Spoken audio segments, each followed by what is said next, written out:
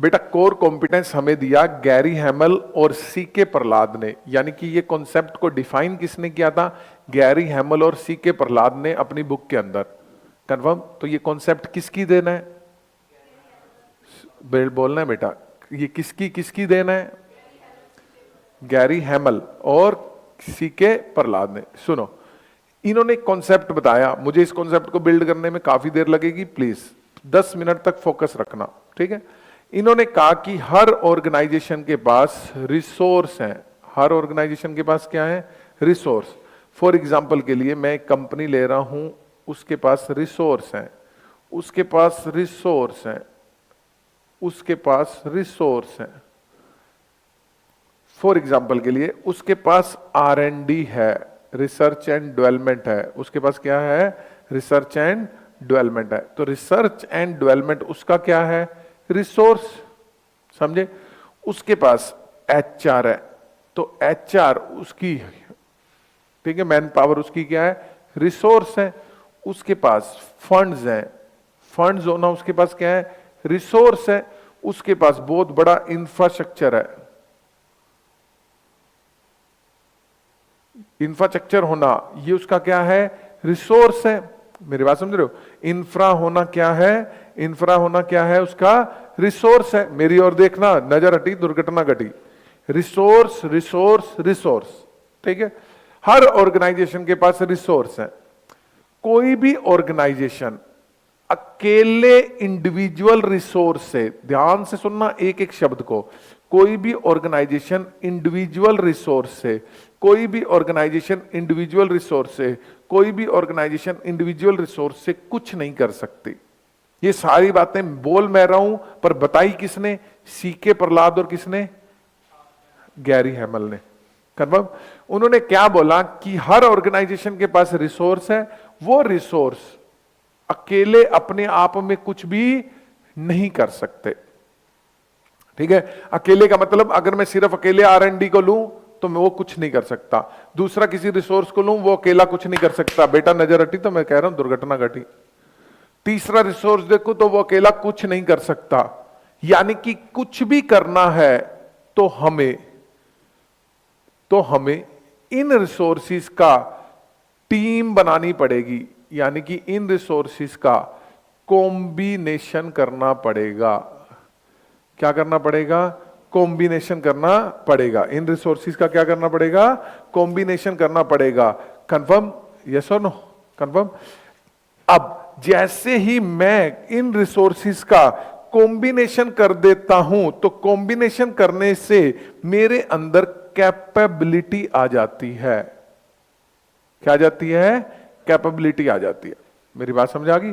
यानी कि मैं किसी काम को कर सकता हूं, ये मेरे में कैपेबिलिटी आ गई। फॉर एग्जाम्पल के लिए मेरे पास प्रोडक्शन की मशीनें बहुत अच्छी हैं, मैन पावर अच्छी है, R&D अच्छी है, फाइनेंशियल रिसोर्स अच्छे हैं, तो मेरे में कैपेबिलिटी आ गई कि मैं अब कार को प्रोड्यूस कर सकता हूं। कैपेबिलिटी समझा गया?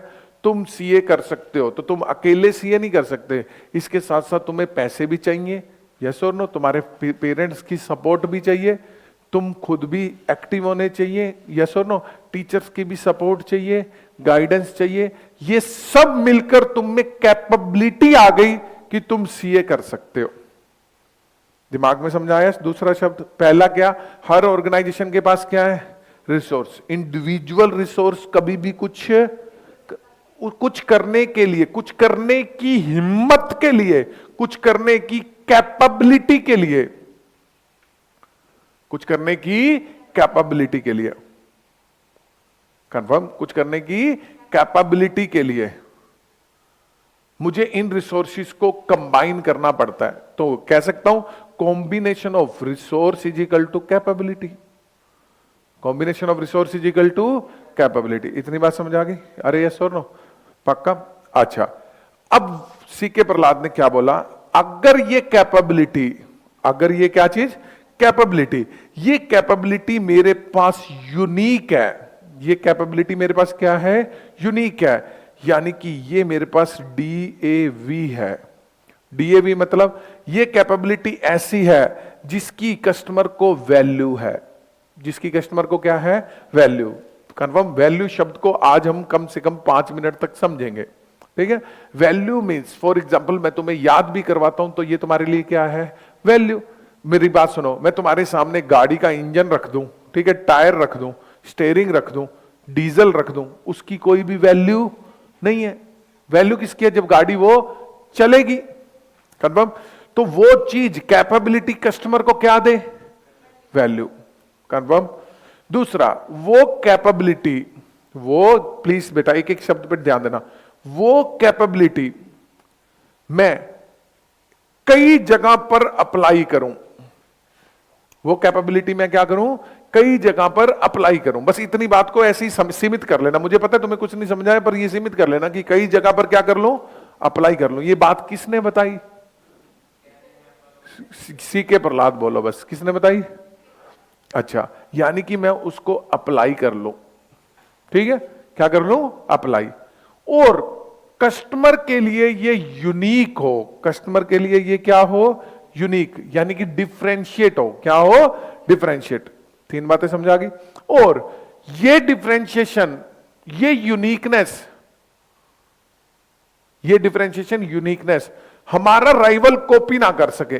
राइवल क्या ना कर सके, कॉपी। और जो चीज परमानेंट रहे उसको सस्टेनेबल बोलते हैं। यानी कि ये DAV प्रोवाइड करे, कस्टमर को वैल्यू दे, एप्लीकेबल हो वाइडर मार्केट पर। बोलो क्या, एप्लीकेबल टू, वैसे ही बोल रहा हूं बस बोल दो, एप्लीकेबल टू, कस्टमर को क्या दे, एप्लीकेबल टू, और यूनिक हो, क्या हो, यानी कि डिफरेंट हो, और राइवल इसको कॉपी। तो यानी कि इससे मुझे सस्टेनेबल कॉम्पिटिटिव क्या मिले, एडवांटेज। और अगर ये सस्टेनेबल कॉम्पिटिटिव एडवांटेज दे रही है तो ये मेरी कोर है। कोर समझते हो, मतलब स्पेशल। कोर मतलब मेरे पास ही है, कोर कॉम्पिटेंस है। अब आज मुझे कोर क्या है, कॉम्पिटेंस है। समझे। एक बात सुनो, इधर देखो, इधर रिसोर्स सभी ऑर्गेनाइजेशन के पास है। रिसोर्स किसके पास है, कंफर्म। तो मैं कह सकता हूं रिसोर्स से हमारे अंदर क्या आती है, पर वो कैपेबिलिटी मेरी कोर कॉम्पिटेंस नहीं है। कोर कॉम्पिटेंस कब होगी, अगर मेरी कॉम्पिटेंस ऐसी है जो सिर्फ मेरे पास है, यानी कि डिफरेंशिएट है। यानी कि डिफरेंशिएट में ही दूसरी बात है, यानी कि उसको कोई भी इमिटिएट नहीं कर सकता। यस और नो। और वो कस्टमर को क्या दे रही है, वैल्यू। दो बातें समझा गई। यानी कि इधर देखो, यानी कि रिसोर्स प्लस रिसोर्स से कैपेबिलिटी बनी। क्या बनी, अगर वो कैपेबिलिटी DAV टेस्ट को ओके कर देती है, फिर तो क्या है, अगर वो DAV टेस्ट में फेल हो जाती है तो वो क्या है, कैपेबिलिटी की क्या रहेगी, कैपेबिलिटी। अब डिफरेंस समझ आ गया। यानी कि कैपेबिलिटी मतलब मेरी स्ट्रेंथ, कैपेबिलिटी मेरी स्ट्रेंथ जिससे मैं कुछ कर सकता हूं। बट अगर वो मैं ऐसा कर सकता हूं जो राइवल से अच्छा है, डिफरेंशिएट, राइवल उसको कॉपी नहीं कर सकता, उससे कस्टमर को क्या मिल रही है, और वो एप्लीकेबल टू क्या है, वाइडर मार्केट। वो ये भी समझाना है मैंने तुम्हें, नहीं तो फिर ये कॉन्सेप्ट नहीं समझाएगा, दो मिक्स हो जाएंगे कॉन्सेप्ट। बात समझा गई। तो मैंने क्या बोला, रिसोर्स रिसोर्स रिसोर्स से मुझे क्या मिली, कैपेबिलिटी। कैपेबिलिटी पे कौन सा टेस्ट लगाऊंगा, अगर DAV टेस्ट में पास होगी तो वो मेरी क्या बनाएगी, और अगर फेल होगी तो कैपेबिलिटी रहेगी। ठीक है। तो कैपेबिलिटी एक ऑर्गेनाइजेशन के पास है, मल्टीपल, मल्टीपल। और वो कैपेबिलिटी अगर मेरे पास है, उससे मैं कुछ अलग कर देता हूं, उससे मैं कुछ क्या कर देता हूं, अलग। अलग कैसे, इधर देखो, फॉर एग्जाम्पल के लिए कैमरा बनाने की कैपेबिलिटी बहुत सारी ऑर्गेनाइजेशंस के पास है। कैमरा बनाने की कैपेबिलिटी बहुत सारी ऑर्गेनाइजेशन के पास है। सोनी कॉम्पैक्ट कैमरा बना लेता है, पोर्टेबल कैमरा बना लेता है, जहाज जितने बड़े बड़े नहीं, समझ रहे हो, क्या बना लेता है, पोर्टेबल। तो इसकी कैपेबिलिटी क्या है, ये पोर्टेबल चीजें बना लेता है। सबके पास कस्टमर से, रिटेल इंडस्ट्री में कैपेबिलिटी है कि वो फैक्ट्री से माल पहुंचा देते हैं कस्टमर तक। बट वॉलमार्ट के पास क्या है, वो कम कॉस्ट पे पहुंचा देता है। किस पे पहुंचा देता है, और कम कॉस्ट पे पहुंचाएगा तो मुझे कॉम्पिटिटिव क्या मिलेगा, और उसकी कम कॉस्ट ऐसी है जिसको कोई भी कॉपी नहीं कर सकता, मतलब इसलिए वो क्या है, सस्टेनेबल। क्या है, आगे बात समझ, यस और नो, 2 पॉइंट समझाए। सुनो, मैंने तुम्हें क्या बोला, वॉलमार्ट, ठीक है, मैंने तुम्हें क्या बोला, ये जो क्या बोलते हैं, वॉलमार्ट हो गया अपना, सोनी का पोर्टेबल चीजें बना देता है। माइक्रोसॉफ्ट सॉफ्टवेयर ऐसा बनाता है जो बड़ा इजी टू यूज हो। माइक्रोसॉफ्ट सॉफ्टवेयर ऐसा बनाता है जो क्या हो, इजी टू। सॉफ्टवेयर और भी बना लेते हैं, सॉफ्टवेयर बनाने की कैपेबिलिटी औरों में भी है, बट इजी टू यूज बनाने की कैपेबिलिटी किसके पास है, जिसको और कोई इमिटेट, जो कस्टमर को एक्स्ट्रा क्या दे रहा है। वाइडर टू मार्केट बाद में बात करेंगे। तो ये चीज उसकी क्या कहलाएगी, दूसरी कंपनियों की क्या कहलाएगी। क्या श्योर, इतनी बात समझ आ गई, पक्का।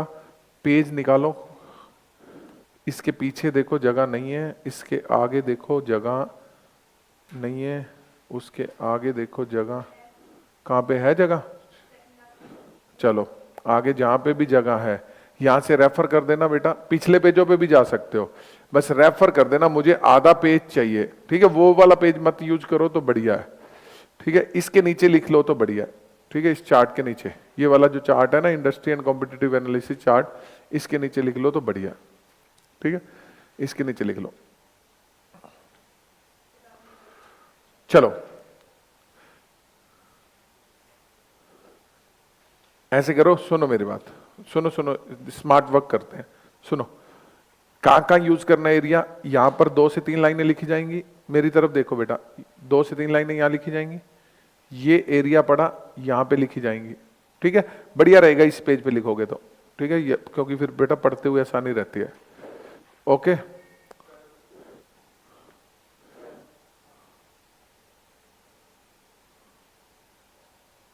हाँ, ये फोटो है ना बेटा,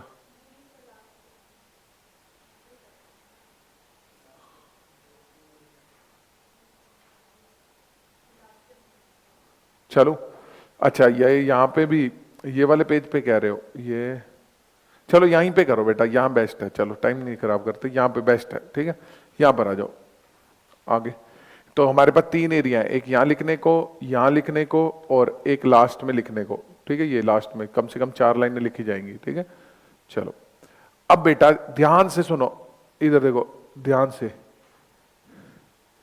रिसोर्स, रिसोर्स से क्या आती है, फोटो समझा रही है, रिसोर्स, रिसोर्स क्या है, कैपेबिलिटी से क्या आती है, और कोर कॉम्पिटेंस से क्या आता है, competitive advantage, sustainable competitive advantage या कॉम्पिटिटिव एडवांटेज। चलो मेरी बात, मेरी और देखो, इधर देखो, रिसोर्स, रिसोर्स, रिसोर्स से क्या आई, तो तुम इस रिसोर्स वाले बॉक्स में रिसोर्स प्लस रिसोर्स कर दोगे, ठीक है, तो कॉम्बिनेशन ऑफ रिसोर्स हो जाएगा, कंफर्म, ठीक है, ऐसे लगा दोगे पर वो ज्यादा ध्यान में नहीं रहेगा, तो रिसोर्स प्लस रिसोर्स लिखोगे तो ध्यान रहेगा। रिसोर्स प्लस रिसोर्स से क्या आई, अगर कैपेबिलिटी सस्टेनेबल कॉम्पिटिटिव एडवांटेज का क्राइटेरिया पूरा कर गई, सस्टेनेबल कॉम्पिटिटिव एडवांटेज का क्राइटेरिया होता है VRIN, कल बताया था, VRIN test, VRIN, V for value, R for rare, I for imitate, N for not substitute, ठीक है, बट इन्होंने उसी चीज को डीएवी में दे दिया, किस में दे दिया, डीएवी में, ठीक है, तो हम कुछ नहीं लिखेंगे, वो सस्टेनेबल कॉम्पिटिटिव एडवांटेज का क्राइटेरिया पूरा कर गई, ठीक है, तो वो मेरी स्ट्रेटजिक कैपेबिलिटी है, यानी कि वो मेरी क्या है, कोर कॉम्पिटेंस, और अगर वो नहीं है तो वो मेरी फिर दोबारा से वही की रहेगी, मतलब क्या रहेगी, कैपेबिलिटी। ये फोटो सब क्लियर कर रही है, सारा कॉन्सेप्ट समझ आ गया। इस फोटो को फटाफट ड्रॉ कर लो, चेंज क्या करना है, रिसोर्स की जगह रिसोर्स प्लस रिसोर्स लिखना है, बाकी सेम डिटो कॉपी कर लो। मैं एसएम में फोटो लगा लगा के नहीं देता, मैं चाहता हूं तुम हाथ से बनाओ, क्योंकि इसका रिलेवेंस है। फोटो कहां बनाओगे, वो 3 पॉइंट की राइट साइड पे बहुत बड़ा बॉक्स है, ठीक है, वो 3 पॉइंट की राइट साइड पे बहुत बड़ा बॉक्स है। तो रिसोर्स प्लस रिसोर्स से क्या बनी, कैपेबिलिटी, पूरा लिखना है, input to form production process, ठीक है, integration of a team of resource, पूरा लिखना है।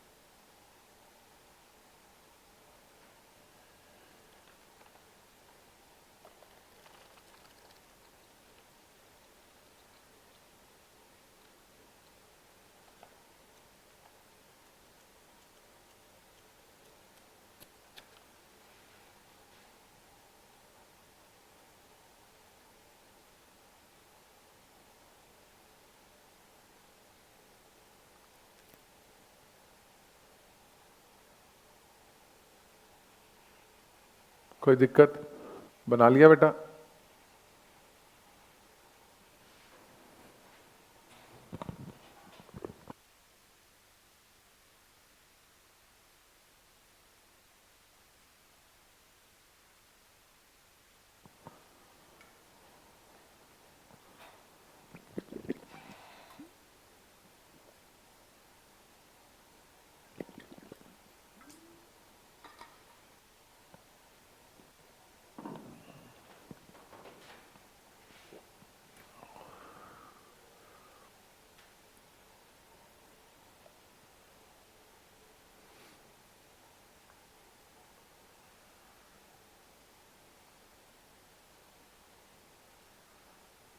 कोई दिक्कत?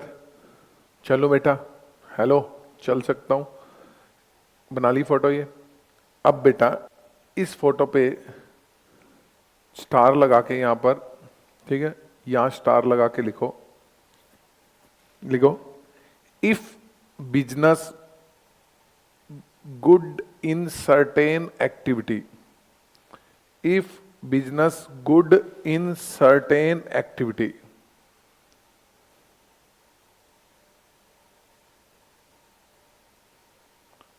it will consider as competence. If business good in certain activity, it will consider as competence.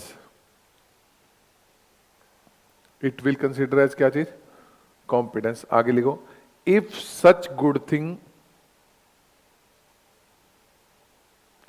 if such good thing cannot be copied by, cannot be copied by rival, cannot be copied by rival and exceptional, and exceptional, it will known as core competence. It will known as core competence. लिख लिया बेटा? Yes और no? ठीक है, आगे इसी line को बढ़ाते हुए नीचे ले जाओ, लास्ट में लिखो core competence use to develop core product, core competence use to develop core product such as, या फॉर एग्जाम्पल इंजन, गाड़ी का इंजन होता है ना, engine in case of Honda, Honda company के केस में इंजन उसकी क्या है? Core product. Engine in case of क्या चीज? होंडा।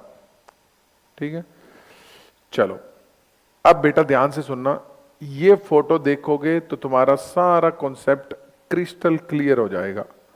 कौन सी फोटो? ये वाली फोटो। सुनो, नजर सामने बेटा, हो लिख लिया? ये बेटा ये मेरा कोर प्रोडक्ट हो गया, ये मेरे एंड प्रोडक्ट हो गए। तो तना मेरा क्या है? Core product. तना मेरा क्या है? Core product. कन्फर्म? नीचे धरती से मैं रिसोर्स ले रहा हूं, पेड़ पानी ले रहा है, ठीक है, मिट्टी से कुछ कई चीजें ले रहा है, तो उससे एक तना बना, तने से बहुत सारे एंड प्रोडक्ट बने। ठीक है, ये फोटो देखते ही तुम्हारा सारा कॉन्सेप्ट क्रिस्टल क्लियर हो जाएगा। देखना इस फोटो को उल्टा। उल्टा कैसे? होंडा कंपनी है, ठीक है, उसकी मैन्युफैक्चरिंग कैपेबिलिटी और इनोवेशन बहुत अच्छा है, तो मैन्युफैक्चरिंग कैपेबिलिटी और इनोवेशन उसके रिसोर्स हो गए। उसके क्या हो गए? रिसोर्स। ठीक है, वो रिसोर्स से उसमें कोर कॉम्पिटेंस आई, और वो कोर कॉम्पिटेंस ऐसी है जो यूनिक है। जो क्या है? यूनिक। इसलिए उसको बोला वो कैपेबिलिटी ऐसी है कि यूनिक है, तो कैपेबिलिटी वो उसकी क्या बन गई? Core competence. इस कोर कॉम्पिटेंस से वो लाइट वेट और रिलायबल क्या बनाता है? इंजन। इंजन इंजन इंजन उसका क्या है? वो इंजन को वो बोट में भी लगाता है, वाटरक्राफ्ट में भी लगाता है, जनरेटर में भी लगाता है, ट्रक में भी लगाता है, मोटरसाइकिल में भी लगाता है। यानी कि एप्लीकेशन टू वाइडर मार्केट, यानी कि एप्लीकेशन टू सीन। समझ आया? बोलो यस और नो। तो यानी कि ये क्या है, रिसोर्स। रिसोर्स से मैंने क्या बनाया, रिसोर्स से मुझ में क्या ही, कैपेबिलिटी। क्या ही, कैपेबिलिटी। उस कैपेबिलिटी से होंडा ने क्या बनाया, इंजन। क्या बनाया, इंजन। इंजन ऐसा जो लाइट वेट है, इंजन ऐसा जो रिलायबल है, ठीक है, जो किसी के पास नहीं है। डी फॉर डिफरेंशिएट, ठीक है, एप्लीकेबल टू वाइडर मार्केट। आप समझो, वो बोट में भी लग जाता है, वो जनरेटर में भी लग जाता है, वो व्हीकल में भी लग जाता है, तो एप्लीकेबल टू, आगे समझिए बात। और वो DAV फॉर वैल्यू, कस्टमर को क्या दे रहा है, वैल्यू। फ्यूल एफिशिएंसी है, आवाज नहीं है, ठीक है, रिलायबल है, तो कस्टमर को क्या दे रहा है, वैल्यू। सीन समझ आ गया, बोलो यस और नो, कंफर्म। इस पर स्टार लगाओ, कहीं पर भी स्टार लगा के इस फोटो को ड्रॉ कर लो, मैं कहीं कहीं पे भी ड्रॉ करो, इससे तुम्हें समझ आएगा एप्लीकेशन टू वाइडर मार्केट क्या होता है, और इससे तुम्हें समझ आएगा कि पूरा कॉन्सेप्ट क्या है।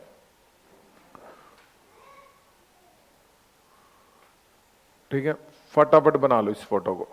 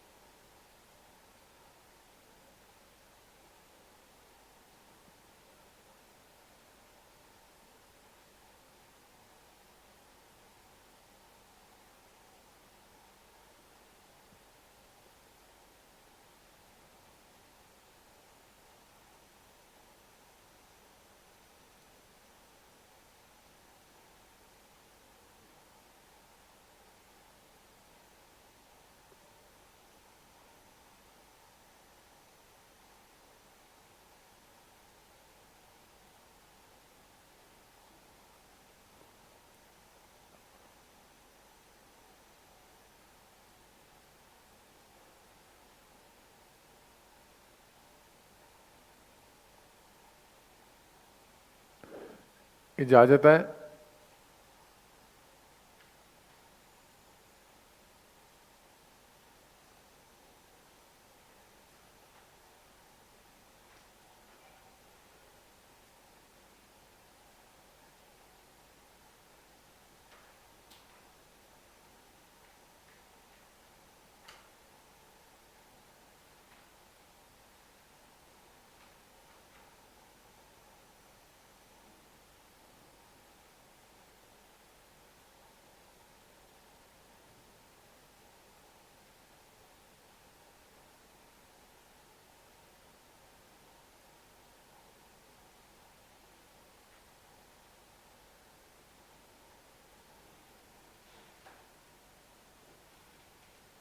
हाँ बेटा, बना लिया,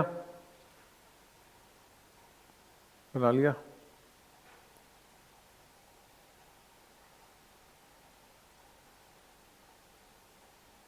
बना लिया, चलो। अब सुनो, तुम्हें ये एप्लीकेशन टू वाइडर मार्केट भी समझ आ गया, यानी कि वो चीज मैं कई जगह पे क्या कर सकता हूं, अप्लाई। ठीक है, एग्जाम्पल समझो अपना प्रैक्टिकल। मेमोरी टेक्निक्स अपनी कोर कॉम्पिटेंस है। मेमोरी टेक्निक अपनी क्या है, कोई भी उसको डिफरेंशिएट नहीं कर पाया, कस्टमर को वैल्यू देती है, मतलब बच्चों को वैल्यू देती है तुम्हें। ठीक है, एप्लीकेबल टू वाइडर मार्केट मतलब मैंने उसको EISM में भी लगाया, उसको इसका पे भी लगाया, उसको ITSM पे भी लगाया, उसको ऑडिट पे भी लगाया। एप्लीकेशन टू क्या चीज, सीन समझ आ गया, एप्लीकेशन टू वाइडर मार्केट समझ आ गया, यस और नो, कंफर्म। चल सकता हूं, सामने देखना, वहां पर तुम्हारी बुक के अंदर, तुम्हारी बुक के अंदर ये वाले एरिया में एग्जाम्पल लिख देना, यहां पे एरिया में छोटे छोटे एग्जाम्पल लिख देना, बहुत स्लो करवाऊंगा ये 2-3 टॉपिक, फिर आने वाले टॉपिक फास्ट होंगे बेटा। लिखो फॉर एग्जाम्पल, लिखो सोनी, लिखो सोनी, सोनी पोर्टेबल डिवाइस। तो सोनी की कोर कॉम्पिटेंस क्या है? वो पोर्टेबल डिवाइस बनाती है, पोर्टेबल डिवाइस। ठीक है, तो पोर्टेबल डिवाइस लिख दिया। दूसरा लिखो होंडा, होंडा का इंजन लिख लिया तुमने। ठीक है, माइक्रोसॉफ्ट का लिखो यूजर फ्रेंडली सॉफ्टवेयर, माइक्रोसॉफ्ट का लिखो यूजर फ्रेंडली सॉफ्टवेयर। ठीक है, यूजर फ्रेंडली सॉफ्टवेयर। ठीक है, और उसका लिखो क्या बोलते हैं, वॉलमार्ट का लिखो सप्लाई चेन मैनेजमेंट। तो वो बहुत अच्छे से सप्लाई चेन को मैनेज करता है, वॉलमार्ट का सप्लाई चेन मैनेजमेंट। एप्पल का लिखो इनोवेशन, एप्पल का लिखो इनोवेशन, फेस आईडी एप्पल ही लाया था, इनोवेशन। अच्छा, क्या एप्पल जो इनोवेशन है सिर्फ फोन में करता है, लैपटॉप में भी करता है? लैपटॉप में भी करता है, वो तुम्हारे आईपॉड वगैरह आते हैं उनमें भी करता है, यस और नो? कंफर्म, उनमें भी करता है। कोई दिक्कत? ये मेरा क्या है, कोर कॉम्पिटेंस। क्या है? Core competence. अब इधर देखो, यहां पर छोटा सा लिख दो, capability plus DAV is equal to core competence. पूरा लिखना तुम, कैपेबिलिटी प्लस DAV ये मैंने बनाया है। ठीक है, DAV मैंने याद रखने के लिए बनाया, कहीं पेपर में मत लिखाना DAV। तो D for differentiate, A for application to wider market और V for value to customer. समझ गए बेटा? पक्का? अब तुम्हें कॉन्सेप्ट क्रिस्टल क्लियर हो जाएगा। इधर देखो, यहां पर प्लीज बेटा D अंडरलाइन करो, A अंडरलाइन करो, V अंडरलाइन करो, और यहां बड़ा बड़ा लिख दो DAV।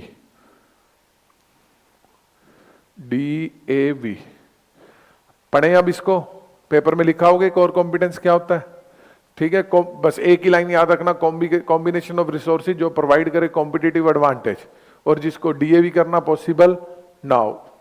ठीक है, जिसमें DAV हो, D फॉर डिफरेंशिएट हो, A for application to wider market हो, और V फॉर वैल्यू।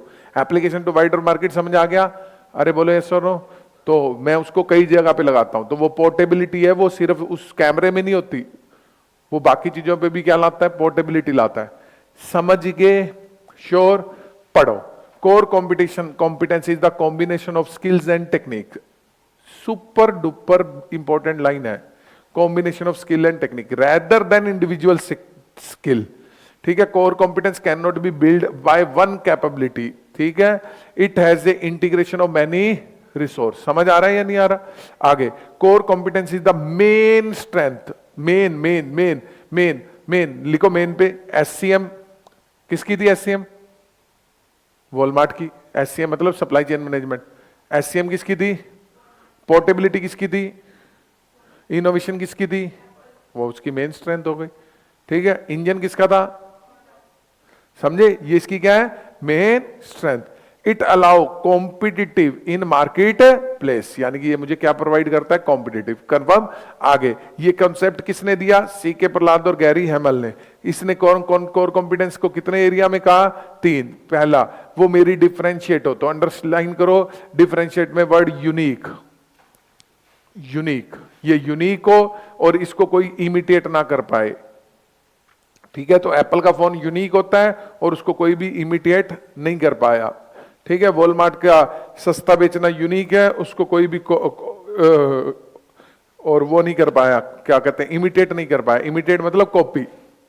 ठीक है, it allow company to better product and service, no fear of competitor can copy it. Line crystal clear हो गई पहली? अरे बोल दो यार, चलूं? साथ नहीं दोगे तो देख लेना। एप्लीकेशन टू वाइडर मार्केट, तो पढ़ो, core competence must be applicable to whole organisation. Underline करो होल ऑर्गेनाइजेशन। होंडा का इंजन, एग्जांपल लिखो होंडा का इंजन। ठीक है, it can not be consider as particular skill. Therefore, although special capability would essential crucial to success of the business activity, it will not be considered as core competence. तो कह रहा है कि कोई special character है उसको core competence नहीं होगा, ये पूरी ऑर्गेनाइजेशन के व्यू पॉइंट ऑफ व्यू से होती है। कंफर्म? तो मेरे को और एग्जांपल बताने की जरूरत नहीं है, नहीं तो लिखना हो तो memory technique of memory crafter 3 जगह पे लगा रहा है। अगला क्या है, कस्टमर को क्या दे, वैल्यू, तो अंडरलाइन करे benefit to end use customer, ठीक है, बेनिफिट टू एंड कस्टमर, ठीक है। वॉलमार्ट के केस में मुझे लो कॉस्ट मिल रही है तो बेनिफिट हो रहा है, यस और नो। एप्पल के केस में मुझे यूनिक प्रोडक्ट मिल रहा है तो बेनिफिट हो रहा है। सोनी के केस में मुझे पोर्टेबिलिटी मिल रही है, ये भी मेरे को क्या मिल रही है, वैल्यू, मैं कहीं भी ले जा सकता हूं डिवाइस को। मेरी बात समझे? श्योर, कोई दिक्कत तो नहीं है। चलो अब बेटा इन्होंने दोबारा बोल दिया कि इसके 3 क्राइटेरिया होते हैं, मैं कुछ नहीं कर सकता। पहला, access to wide variety of market, wide variety of market पर लिखो A for application to wider market. दूसरा, इसका कस्टमर को बहुत ज्यादा बेनिफिट हो, तो यानी कि वी, शब्द अलग है बात वही है। अगला, ये डिफिकल्ट हो टू इमीडिएट बाय राइवल, यानी कि डी प्लस में immediate, D for differentiate plus में इमीडिएट, दोनों बातें लिख देना। डिफरेंशिएशन में कौन सी बात लिखनी है, यूनिकनेस की भी और इमिटेट की भी, तो डीएवी हो गया ये भी। चलूं आगे, अरे बोलो ये सुनो। अगला, अब ये क्राइटेरिया है, अंडरलाइन करो क्राइटेरिया। क्राइटेरिया किसका, सस्टेनेबल कॉम्पिटिटिव एडवांटेज का, तो अलग से टॉपिक है इसी के अंदर ही। सस्टेनेबल कॉम्पिटिटिव एडवांटेज क्या होता है, जो वेरिन टेस्ट को पूरा करे। कौन से टेस्ट को, वेरिन। ये बेटा प्रैक्टिकली इसको यही बोलते हैं, वो तो मैंने बनाया डीएवी, प्रैक्टिकली इसको कौन सा टेस्ट बोलते हैं, VRIN। वी फॉर कस्टमर को क्या दे, वैल्यू। सुनो बेटा, एक बात बताओ, सुनो, एंगल ऑफ आंसर समझना। एंगल ऑफ आंसर, हम कंपनी के पॉइंट ऑफ व्यू से बोल रहे हैं कि तेरी कॉम्पिटिटिव एडवांटेज क्या है। एक तो क्या, इधर देखो, इधर मैंने कहा कस्टमर के एंगल से, कस्टमर को सस्ता मिल रहा है, यूनिक मिल रहा है, ये कॉम्पिटिटिव एडवांटेज है।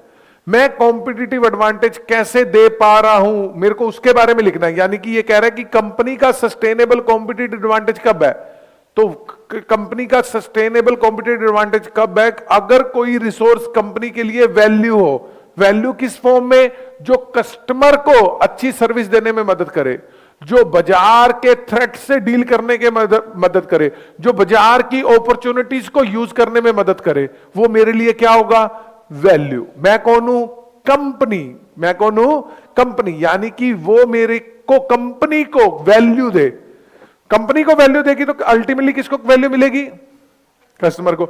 Valuable capability that allow firm, यहां पे बात फर्म की आ रही है, तो आंसर किसके एंगल से लिखना है, फर्म के। यूं ना लिख देना कि कस्टमर को लो कॉस्ट दे, नहीं, फर्म को वैल्यू मिल रही है किस चीज की, वो एक्सप्लॉइट कर रही है अपॉर्चुनिटी की और लड़ रही है किससे, थ्रेट से, ठीक है। और ये इससे वो वैल्यू क्रिएट कर रही है किसके लिए, कस्टमर के लिए। आंसर किसके एंगल से लिखना है, फर्म के एंगल से। कंफर्म, यस और नो। दूसरा, रेयर, वो उसकी रेयर कैपेबिलिटी है, उसके कॉम्पिटिटर के पास नहीं है, ठीक है, वो रेयर कैपेबिलिटी है उसके कॉम्पिटिटर के पास नहीं है, उसको कोई भी कॉपी नहीं कर सकता, ठीक है, और उसका कोई भी सब्स्टिट्यूट नहीं है। कंफर्म। एक मेरी बात समझना बेटा, इस लाइन को पूरा डीप में पढ़ेंगे, पहले एक एग्जांपल समझो। ये तो सिंपल है, costly to imitate capability form enable to develop easily, ठीक है। तो सामने वाला इसको डेवलप नहीं कर रहा, इजीली कर पा रहा। इधर देख बेटा, इधर मेरे पास एक मशीन है बेटा, उस मशीन से मैं लो कॉस्ट प्रोड्यूस कर सकता हूं, ठीक है, लो कॉस्ट प्रोडक्ट क्या कर सकता हूं, प्रोड्यूस, ठीक है। अब ये मशीन मेरी लो कॉस्ट प्रोड्यूस कर सकती है, ठीक है। तुम्हारे पास ऑप्शन है, तुम लेबर लाकर, सस्ती लेबर लाकर, ठीक है, सस्ती क्या लाकर, लेबर लाकर लो कॉस्ट प्रोड्यूस कर सकते हो। क्या तुमने मुझे इमिटेट कर लिया या नहीं कर लिया, बोलो, कर लिया या नहीं कर लिया। तुम क्या कस्टमर को मैं क्या जाके कहूंगा मैं मशीन से बनाता हूं इसलिए मेरा प्रोडक्ट खरीद, है, तुम कहोगे भैया मैं लेबर से बनाता हूं मेरा प्रोडक्ट खरीद। तुम तो यही बोलोगे मेरा प्रोडक्ट क्या है, लो कॉस्ट, मेरा प्रोडक्ट क्या है, दूसरी कंपनी भी कहेगी मेरा प्रोडक्ट भी क्या है, पर मैंने किससे बनाया था और उसने किससे बनाया था, तो यानी कि उसने मुझे क्या कर लिया, इमिटेट। अब ये लाइन समझना, उस उधर देखो, इधर इधर इधर, जो मेरे पास कैपेबिलिटी है, बात कैपेबिलिटीज की चल रही है, ठीक है, कॉम्पिटिटिव एडवांटेज मुझे किस कैपेबिलिटी से मिल रहा है, वो मेरी नॉन क्या हो, सब्स्टिट्यूट। अब लाइन को समझना, capability do not strategical equivalent are called non क्या चीज, सब्स्टिट्यूट कैपेबिलिटी। यानी कि मेरी कैपेबिलिटी के इक्वल किसी के पास कैपेबिलिटी नहीं है तो मैं कहूंगा उसको नॉन सब्स्टिट्यूटेबल क्या है, कैपेबिलिटी। पक्का, नजर में नजर, पक्का। इधर देखो, there must be no strategically equivalent valuable resource that themselves either not rare और क्या चीज, इमिटेबल। ठीक है, स्ट्रेटेजिकली इक्विवेलेंट वैल्यूएबल रिसोर्स के पास लिखो for example, for example, for example competitive advantage gain from machinery, competitive advantage gain by gain using machinery, competitive advantage gain using machinery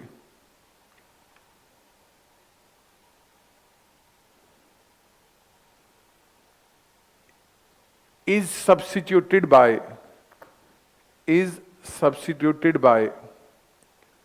labour.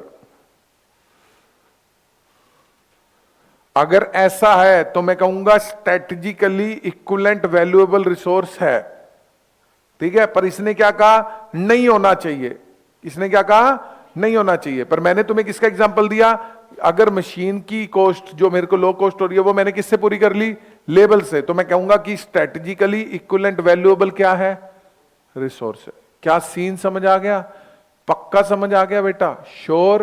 तो मैं क्या बोलूंगा, स्ट्रेटेजिकली इक्विवेलेंट वैल्यूएबल रिसोर्स है, पर ये कह रहा है कि नहीं होना चाहिए, क्योंकि ये क्या चाहता है, वरीन टेस्ट पूरा करना चाहता है। Confirm, confirm.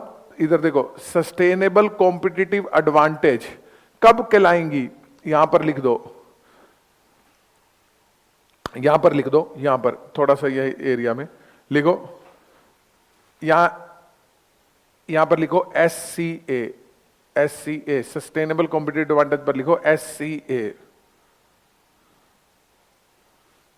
अब लिखो यहां पर, एक company will achieve SCA when its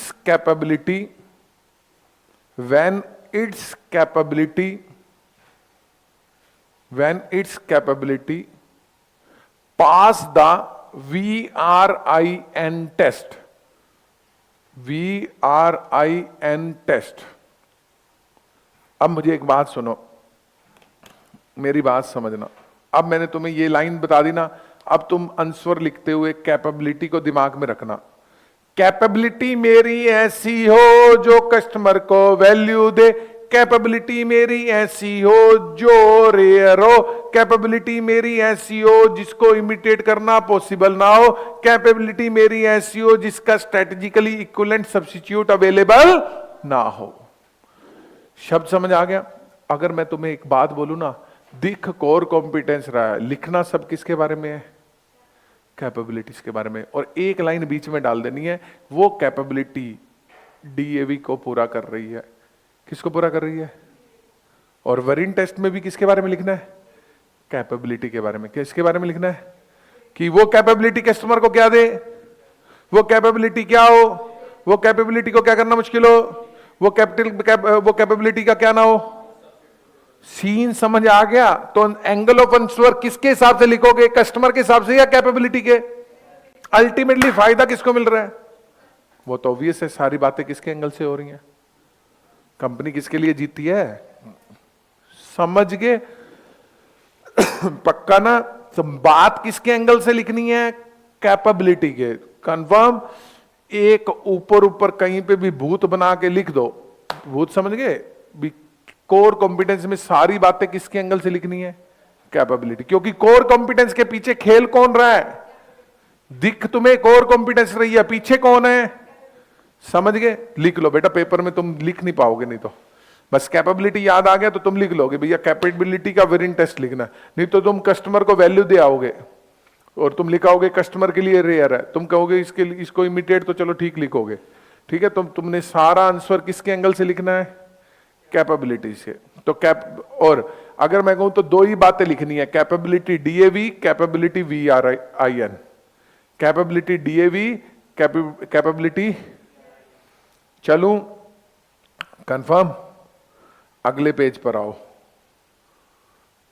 यहां पर लिखा हुआ है ना कोर कॉम्पिटेंस, क्या लिखा हुआ है, कोर कॉम्पिटेंस, ठीक है।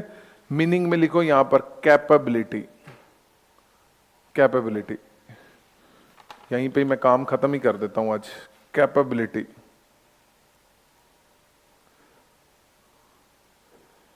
कैपेबिलिटी से 3 लाइनें निकालो, 3 लाइनें निकालो। बॉक्स कोई इंडिया पाकिस्तान का बॉर्डर नहीं है कि बाहर नहीं जा सकते, तो तुम बाहर भी जा सकते हो, ठीक है, ये तो वैसे ही बना दिया। तो कैपेबिलिटी से कितनी लाइनें निकाली, 3। तो पहले लिखो combination of skills and technique.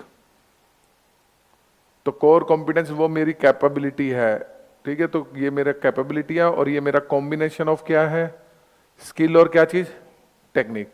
दूसरी लाइन पे लिखो डीएवी, तो कैपेबिलिटी के बारे में मुझे डीएवी के बारे में लिखना है। तीसरा लिख दो VRIN, मुझे वैल्यू, रेयर, इमिटेट और अपना नॉन सब्स्टिट्यूट के बारे में लिखना है। सारी बातें किसके एंगल से लिखनी है, बस अब तुम्हारा आंसर हो जाएगा, ठीक है। एरिया में लिख दो डीएवी, इस एरिया में लिख दो डीएवी, ठीक है। इमिटेट की ब्रैकेट में लिखो डी, एप्लीकेशन वार्डर मार्केट में ए, कस्टमर को बेनिफिट वी, और यहां पर वेरिन। सारा आंसर तुम्हें समझ आ गया होगा, सामने से देख लो, आ गया सारा आंसर समझ।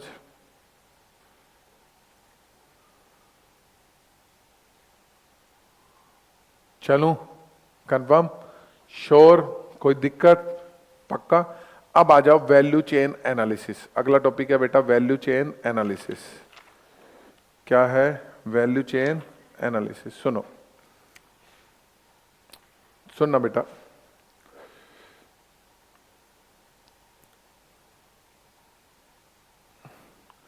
वैल्यू, 3 शब्द हैं, वैल्यू चेन एनालिसिस,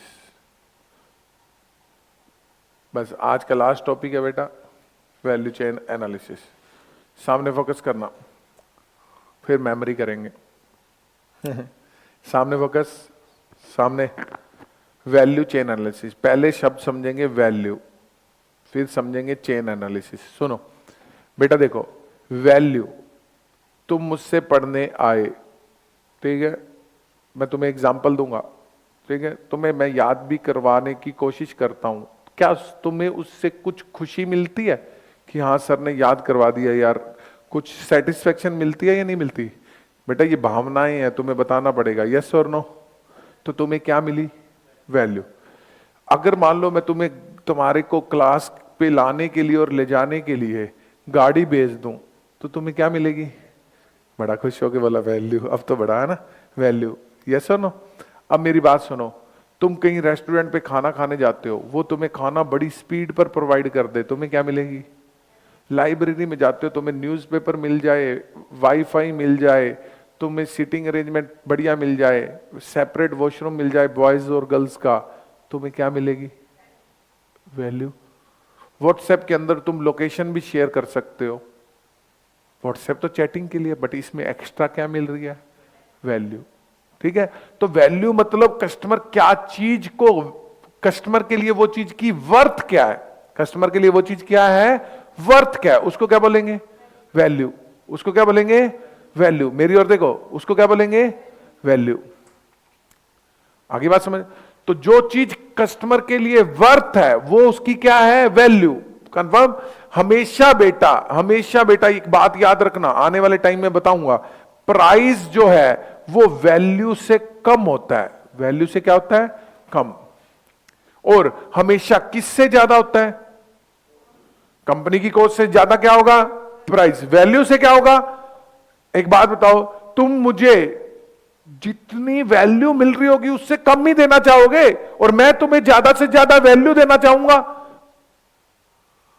ज्यादा से ज्यादा क्या देना चाहूंगा? वैल्यू। तो वैल्यू वो चीज है जिसके बेसिस पर कस्टमर प्रोडक्ट को सिलेक्ट करता है। मेरी और देखो, वैल्यू क्या चीज है जिसके बेसिस पे कस्टमर प्रोडक्ट को क्या करता है? सिलेक्ट करता है। ये बात समझ आ गई? कंफर्म? और वैल्यू कंपनी चाहती है मैं ज्यादा से ज्यादा लूं, और कस्टमर चाहता है मुझे ज्यादा से ज्यादा क्या मिले? वैल्यू मिले। कंफर्म? यस और नो? तो ये वो चीज है जिसके बेसिस पे कस्टमर प्रोडक्ट को सिलेक्ट करता है। ये वो चीज है जिसके बेस पे प्रोडक्ट को कस्टमर सिलेक्ट करता है, और जो कस्टमर के लिए वर्थ है, एक तरीके से जो क्या है?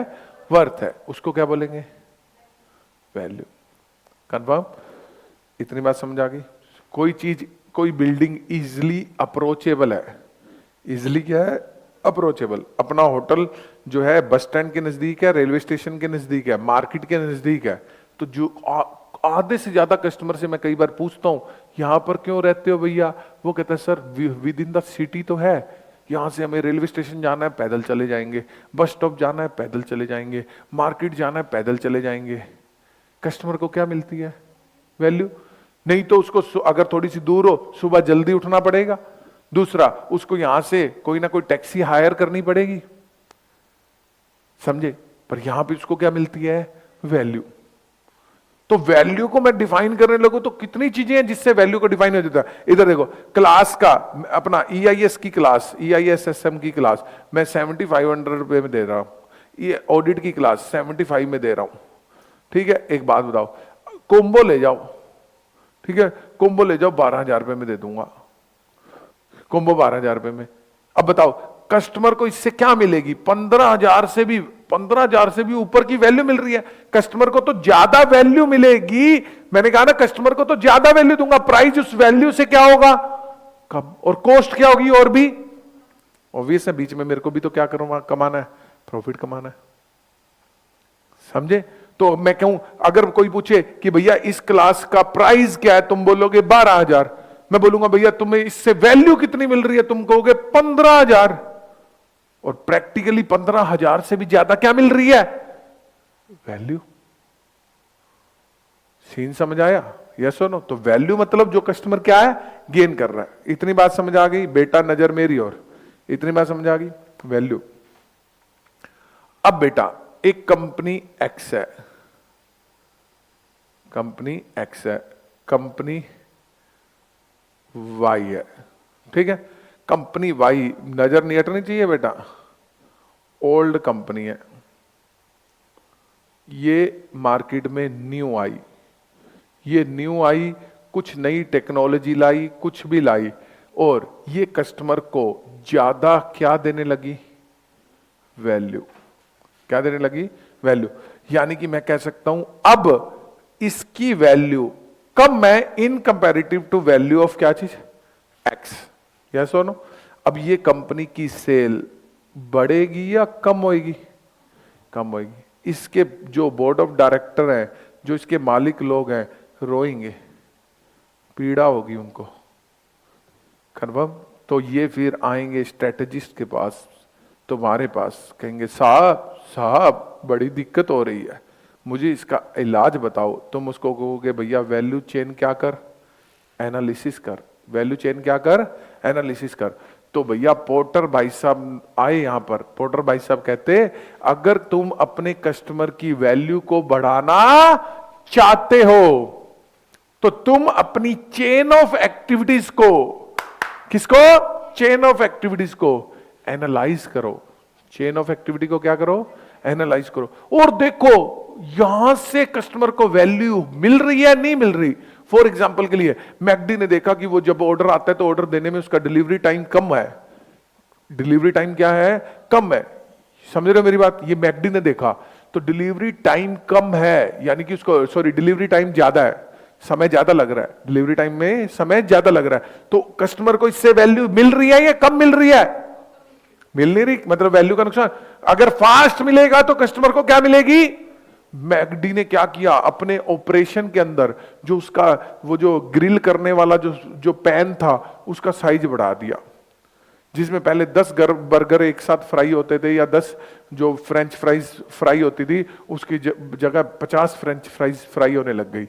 बताओ, तो मैगनी ने क्या किया? देखो ध्यान से देखो, उसने देखा कि यहां पे वैल्यू कम है, उसने अपनी ऑपरेशन की एक्टिविटी को एनालाइज किया। ध्यान से देखो, ऑपरेशन की एक्टिविटी को एनालाइज किया कि यहां पे वैल्यू में दिक्कत है, या फिर यहां पे वैल्यू मैं बढ़ा सकता हूं। कहां पे? ऑपरेशन में। ऑपरेशन मेरी क्या है? एक्टिविटी। ऑपरेशन मेरी क्या है? तो उसने अपने पैन को क्या कर दिया? बड़ा कर दिया। पैन को क्या कर दिया? समझे? तो कस्टमर को क्या मिलने लगी? वैल्यू। अब वैल्यू मिलने लग गई वाई के केस में ज्यादा, तो वाई अब दोबारा से कंपीट करेगा किससे? एक्स से।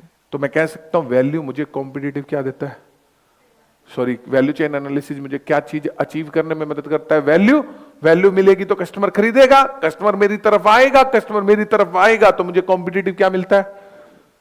और कोर कॉम्पिटेंस के अंदर भी मेरे अंदर कुछ ना कुछ यूनिकनेस आ रही थी, ठीक है, मेरी कॉस्ट कम हो रही थी, तो मुझे कॉम्पिटिटिव क्या मिल रहा था? एडवांटेज। क्या बात समझ आ गई? तो वैल्यू चेन एनालिसिस क्या है? Analysis of activity, analysis of to enhance the value to customer. Confirm? तो पोर्टर भाई साहब ने एक्टिविटी को 2 हिस्सों में बांट दिया। तो पोर्टर भाई साहब ने कहा एक्टिविटी मेरी 2 तरीके की होती है, ठीक है। इस फोटो पे आ जाना बेटा। एक्टिविटी मेरी कितने तरीके की होती है? 2। एक होती है मेरी प्राइमरी एक्टिविटी, दूसरी होती है सपोर्टिव एक्टिविटी। प्राइमरी एक्टिविटी और कौन सी? अब आज समझे, प्राइमरी एक्टिविटी और कौन सी? जो एक्सटर्नल बाजार से लिंक है उसको बोलते हैं प्राइमरी एक्टिविटी। जो इंटरनली है उसको क्या बोलते हैं? जो प्राइमरी को अच्छे से परफॉर्म करने में मदद करती हैं उसको क्या बोलते हैं? जो डायरेक्टली लिंक है कस्टमर के साथ उसको क्या बोलते हैं? प्राइमरी। क्या बात समझ आ गई? श्योर? यहां पर आ जाओ बेटा, यहां पर इसी फोटो पे रहना है तुमने, ठीक है। यहां पर लिखो वैल्यू मीन्स, लिखो वैल्यू मीन्स, लाइन लगा देना ये, और वैल्यू चेन एनालिसिस लिख रहे हो तो लिखो value means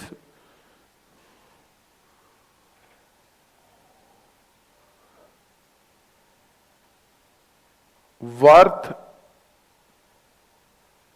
to a customer. Value means worth to a customer.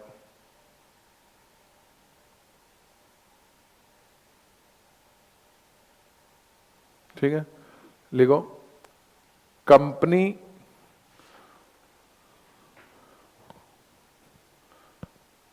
Try to provide, ये जो मैं लिखवाता हूं ये इसलिए है, कल को तुम कॉन्सेप्ट में तुम्हें थोड़ी सी दिक्कत आई तो तुम यहां से रेफर कर लो। समझ रहे मेरी बात? Company try to provide maximum value to customer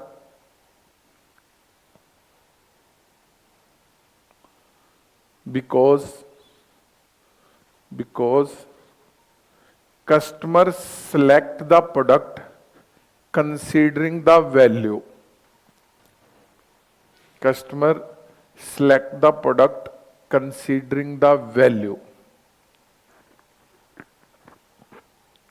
ठीक है, अब लिखो example, for example fast delivery. Fast delivery भी क्या है? वैल्यू है, ठीक है। फ्रेश प्रोडक्ट, फ्रेश प्रोडक्ट भी क्या है? वैल्यू है।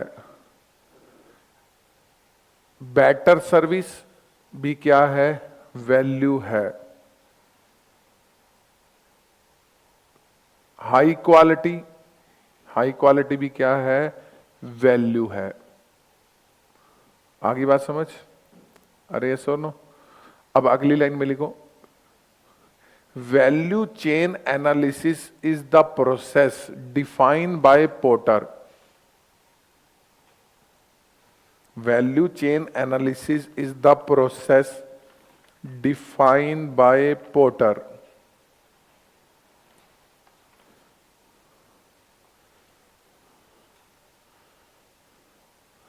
which help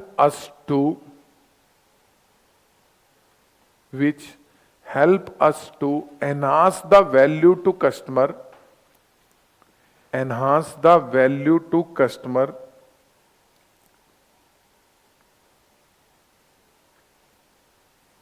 by analysis of primary and secondary activities. Analysis of primary and secondary activities.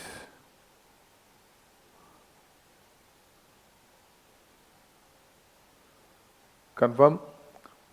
Analysis of primary and secondary activities.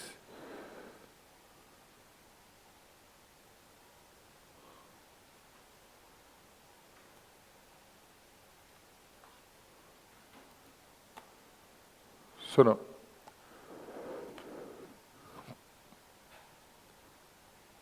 Primary activity अभी कुछ मत लिखना। Primary activity perform to satisfy external demand और secondary activity perform to satisfy internal requirement. ठीक है, तो ये photo में आ गए। यहां पर लिखो प्राइमरी एक्टिविटी पर, प्राइमरी एक्टिविटी पर लिखो, इस फोटो को भर देना है हमने। ठीक है, प्राइमरी एक्टिविटी पर लिखो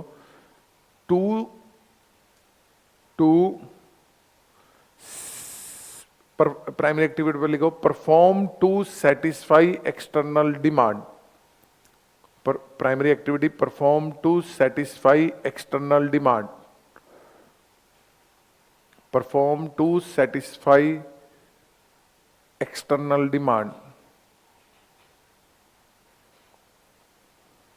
ठीक है, और सेकेंडरी एक्टिविटी पर लिखो perform to satisfy internal requirement, perform to satisfy internal requirement, perform to satisfy internal requirement, perform to satisfy internal requirement. ठीक है, जहां पे तुमने सपोर्टिव एक्टिविटी है ना, उसके पास एक लाइन और लिख दो, these activity support primary activity, these activity support primary activities. तो ये एक्टिविटी मेरी सपोर्ट करती हैं किसको? प्राइमरी एक्टिविटीज को।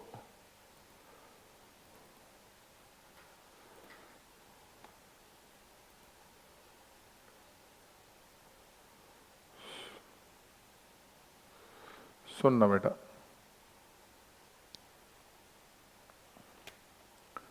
सुनो,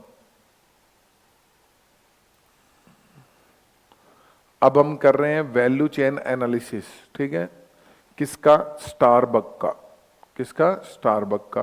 और वैल्यू चेन एनालिसिस मैकडी का। वैल्यू चेन एनालिसिस किसका? मैकडी का। स्टारबक और मैकडी का। ठीक है, सुनो, पहले मैकडी का करते हैं। सुनो, मैकडी की कंपनी की प्रोफाइल दी हुई है, हमने क्या लेना यहां पर? Inbound logistic. तो इसके अंदर देखो, प्राइमरी एक्टिविटी के अंदर 5 एक्टिविटीज हैं और सेकेंडरी के अंदर 3 एक्टिविटीज हैं। मिल गई सभी को? 3, तो sorry 4। Firm infrastructure, HR management, technology, procurement, और उधर inbound logistic, operation, outbound marketing और सर्विस। ठीक है, एग्जाम्पल लिखते जाना। पहला है इनबाउंड लॉजिस्टिक, नजर सामने, नजर सामने। मकसद क्या है? कस्टमर को मैक्सिमम क्या देना? वैल्यू। अरे मकसद क्या? कस्टमर को मैक्सिमम क्या देना? वैल्यू। तो केस स्टडी में पढ़ो, मैकडी ने प्रैक्टिस करी कि भैया वो बैकवर्ड इंटीग्रेशन करे। नजर सामने, यहां पर देखो लाइन क्या लिखी हुई है, यहां पर माउस पर देखना, बैकवर्ड क्या चीज? इंटीग्रेशन। अब बेटा देखो, बैकवर्ड कल बताया था ना, वर्टिकल में क्या होता है? बैकवर्ड और फॉरवर्ड। मैं बैकवर्ड, सुनो, मैकडी के यहाँ पे क्या यूज होता है? Fresh vegetables. ठीक है, अगर वो खुद का फार्म बना लेगी, वहां पे सब्जियां उगेंगी या कुछ ऐसा सिस्टम कर देगी कि वेजिटेबल वो खुद ही प्रोड्यूस करेगी, तो वो सीधी यहाँ स्टोर में आएंगी, तो क्या मिलेगी कस्टमर को? फ्रेशनेस, और फ्रेशनेस मिलेगी तो क्या बढ़ेगी? वैल्यू। तो उसने क्या देखा? प्लीज ध्यान से सुनो, मैकडी ने क्या देखा? अपनी इनबाउंड, इधर देखो, इनबाउंड लॉजिस्टिक को एनालाइज किया। किसको एनालाइज किया? इनबाउंड लॉजिस्टिक को। और उसने बैकवर्ड वर्टिकल क्या कर दिया? इंटीग्रेशन। इधर देखो, जिससे रिप्लेस हो गए मोस्ट ऑफ उसके क्या चीज? सप्लायर। उससे रिड्यूस हुई क्या चीज? कल भी बताया था, बैकवर्ड से मेरी रिड्यूस क्यों होगी कॉस्ट? क्यों रिड्यूस होगी कॉस्ट? क्योंकि वो सामने वाला भी तो प्रॉफिट कमा रहा था, उसका प्रॉफिट मैं खा गया, तो मेरी कॉस्ट क्या होगी? कम। अरे इधर देखते रहो। To ensure its product are top, क्या चीज? तो क्वालिटी भी बढ़िया होगी, और कस्टमर दो ही तो चीजें चाहता है, कॉस्ट और क्या? क्वालिटी। कॉस्ट और क्या? क्वालिटी। इससे कस्टमर को क्या मिलती है? वैल्यू। तो इनबाउंड लॉजिस्टिक वाले पैरे के अंदर नीचे लिख दो, McD use backward vertical integration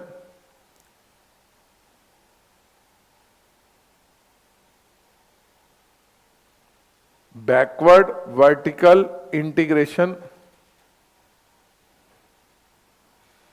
to reduce cost and enhance quality.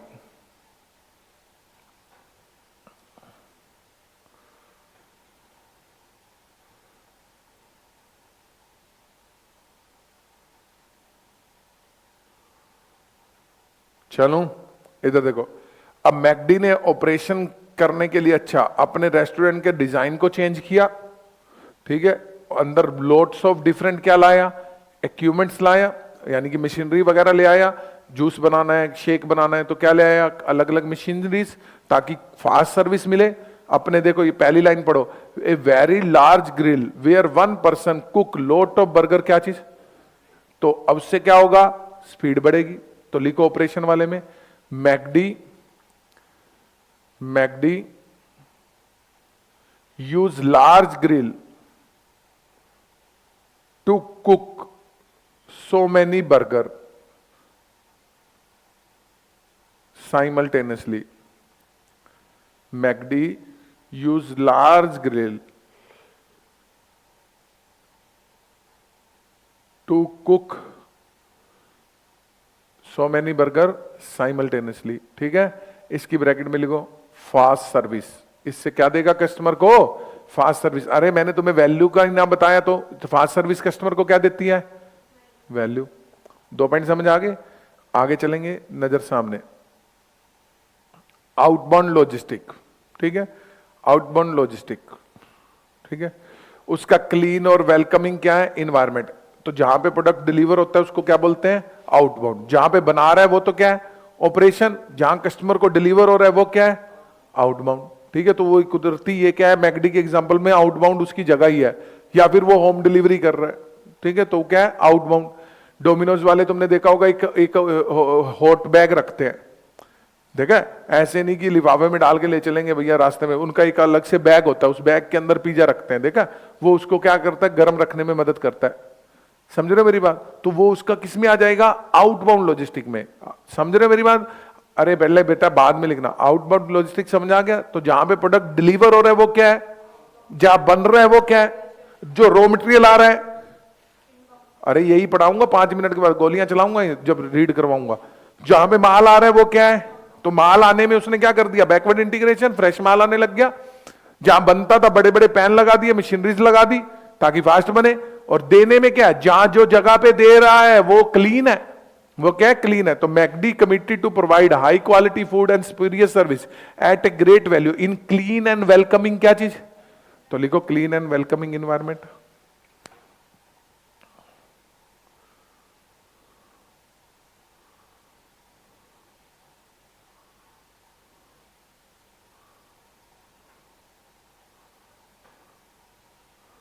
Bracket में लिख देना मैकडी, ठीक है, और इसके नीचे एक और एग्जांपल लिखो, फॉर एग्जांपल लिखो एक और, Domino's use special bag to deliver pizza. तो ये डोमिनोज का एग्जांपल मैंने बीच में डाल दिया। चलूं, अब अगला क्या है बेटा? Marketing and sale. Marketing and sale क्या होता है? किस तरीके से हम कस्टमर को कम्युनिकेट कर रहे हैं? क्या कर रहे हैं? कम्युनिकेट कर रहे हैं। कंफर्म? तो मैकडी के इतने, इसने क्या किया बेटा? इसने ना यहां पर देखो स्पॉन्सर किया स्पोर्टिंग इवेंट को। स्पॉन्सर किया क्या चीज? सपोर्टिंग इवेंट को, ठीक है। तो लिखो यहां पर sponsor supporting event. Marketing and sale में लिखो स्पॉन्सर सपोर्टिंग इवेंट।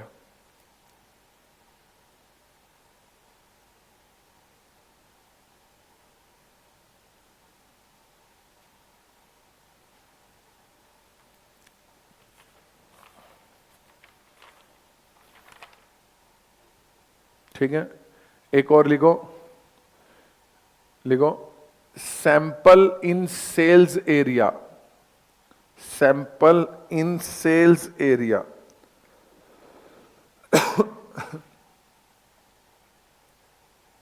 सुनो, ब्रैकेट में लिखो चिपोटल। चिपोटल एक कंपनी है जिसकी केस स्टडी मैं तुम्हें आने वाले समय में करवाऊंगा। ब्रैकेट में लिखो चिपोटल। चिपोटल एक कंपनी है, ये वो भी फूड चेन की कंपनी है जो शायद मैं तुम्हें इसी चैप्टर में या आगे करवाऊंगा। चिपोटल, ठीक है, मार्केटिंग प्लान के अंदर करवाऊंगा, chapter number functional level strategy के अंदर आएगा, ठीक है। चिपोटल, उसने बेटा क्या किया, सुनो, चिपोटल कंपनी ने क्या किया, जिस एरिया में स्टोर खोलती है ना, सीधा स्टोर नहीं खोलती, सीधा क्या नहीं खोलती, स्टोर। उस एरिया में ना उनका एक फूड ट्रक जाता है, ठीक है। फूड ट्रक तुमने भी देखा होगा, अपने सिटी में भी कई ऐसे होते हैं, गाड़ी डेकोरेटेड होती है और उसको कहीं पे भी लगा देते हैं और वहां पे खाना बेचने लग जाते हैं, ठीक है ना। अपने यहाँ पे एक पहले व्हील भी चला था, पता नहीं उसका नाम था फूड ऑन व्हील ऐसे करके नाम था, बरनाला रोड पे लगता था। तो उनका स्पेशल था ना बेटा, अभी भी है, अच्छा। वो स्पेशल तरह का ट्रक है, ठीक है। मैं चिपोटल की बात कर रहा हूँ, बरनाला रोड को कोई नहीं जानता। सुनो, स्पेशल तरह का क्या है, ट्रक है। वो क्या करेंगे, जहां स्टोर खोलना है ना वहां पे ट्रक खड़ा कर देंगे, लोगों को फ्री बांटेंगे फूड, फिर उनकी फीडबैक लेंगे, फिर देखेंगे कि लोगों का फीडबैक कैसा है, भीड़ कितनी है, टेस्ट कैसा लग रहा है। अगर कामयाब हो गया फिर स्टोर खोलेंगे, पहले नहीं खोलेंगे। इससे फायदा क्या है, पहले स्टोर खोल दिया आपने, लार्ज इन्वेस्टमेंट कर दी, फेल हो गया तो नाम भी खराब होएगा। अरे भैया स्टोर बंद हो जाता है तो नाम भी तो खराब होता है, यस और नो, कोई फ्रेंचाइजी लेगा ही नहीं। और दूसरा, इससे आपको पहले ही पता लग गया कि स्टोर चलेगा या नहीं चलेगा, समझ गए। अगला क्या है, मार्केटिंग के बाद सर्विस। तो देखो सर्विस में उसने वाईफाई दे दिया, तो लिखो wifi, free wifi, free wifi, ठीक है। लिखो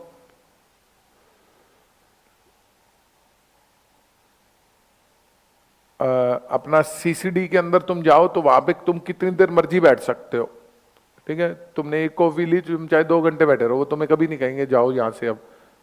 नहीं तो नॉर्मली क्या होता है रेस्टोरेंट में, तो अगला ऐसे देखने लग जाता है भी हाँ, किसी ना किसी तरीके से ये इंडिकेट करता है कि जाओ, क्या भी देता है जाओ, पर सीसीडी में ऐसा नहीं होता। तो ये चीज तुम्हें क्या मिल रही है, एक तरह से सर्विस, ठीक है। तो लिखो फॉर एग्जाम्पल, एक और लिख दो, there is no sitting time limitation in CCD. There is no sitting time limitation in CCD.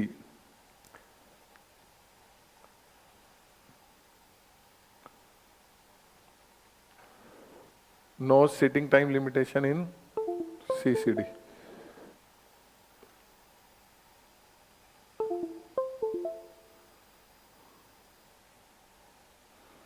ठीक है, अब ऐसे करो, इंफ्रास्ट्रक्चर पे एग्जांपल लिखो बेटा, इंफ्रास्ट्रक्चर पे एग्जांपल लिखो, legal and accounting, legal and accounting, legal and accounting, legal and accounting. Legal को अंडरलाइन करके लिखो, help to comply with law, help to comply with law. अब मुझे एक बात बताओ, एक बिजनेस को बहुत सारे लॉज की कंप्लाइंस करनी पड़ेगी, तो वो उसको कंपनी का कौन मदद करता है, इंफ्रास्ट्रक्चर। आगे बात समझ, अरे सुनो, तो उसको क्या बोलेंगे, फर्म इंफ्रास्ट्रक्चर, ठीक है। एचआर में लिखो ट्रेनिंग, एचआर में लिखो ट्रेनिंग। फॉर एग्जांपल लिखो, मैकडी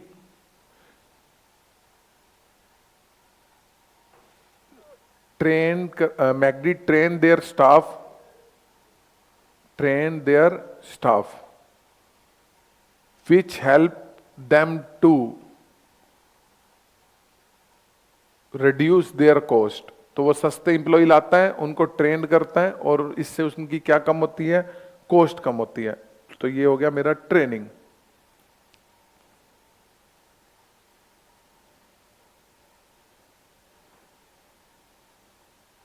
ठीक है। टेक्नोलॉजी पर लिखो,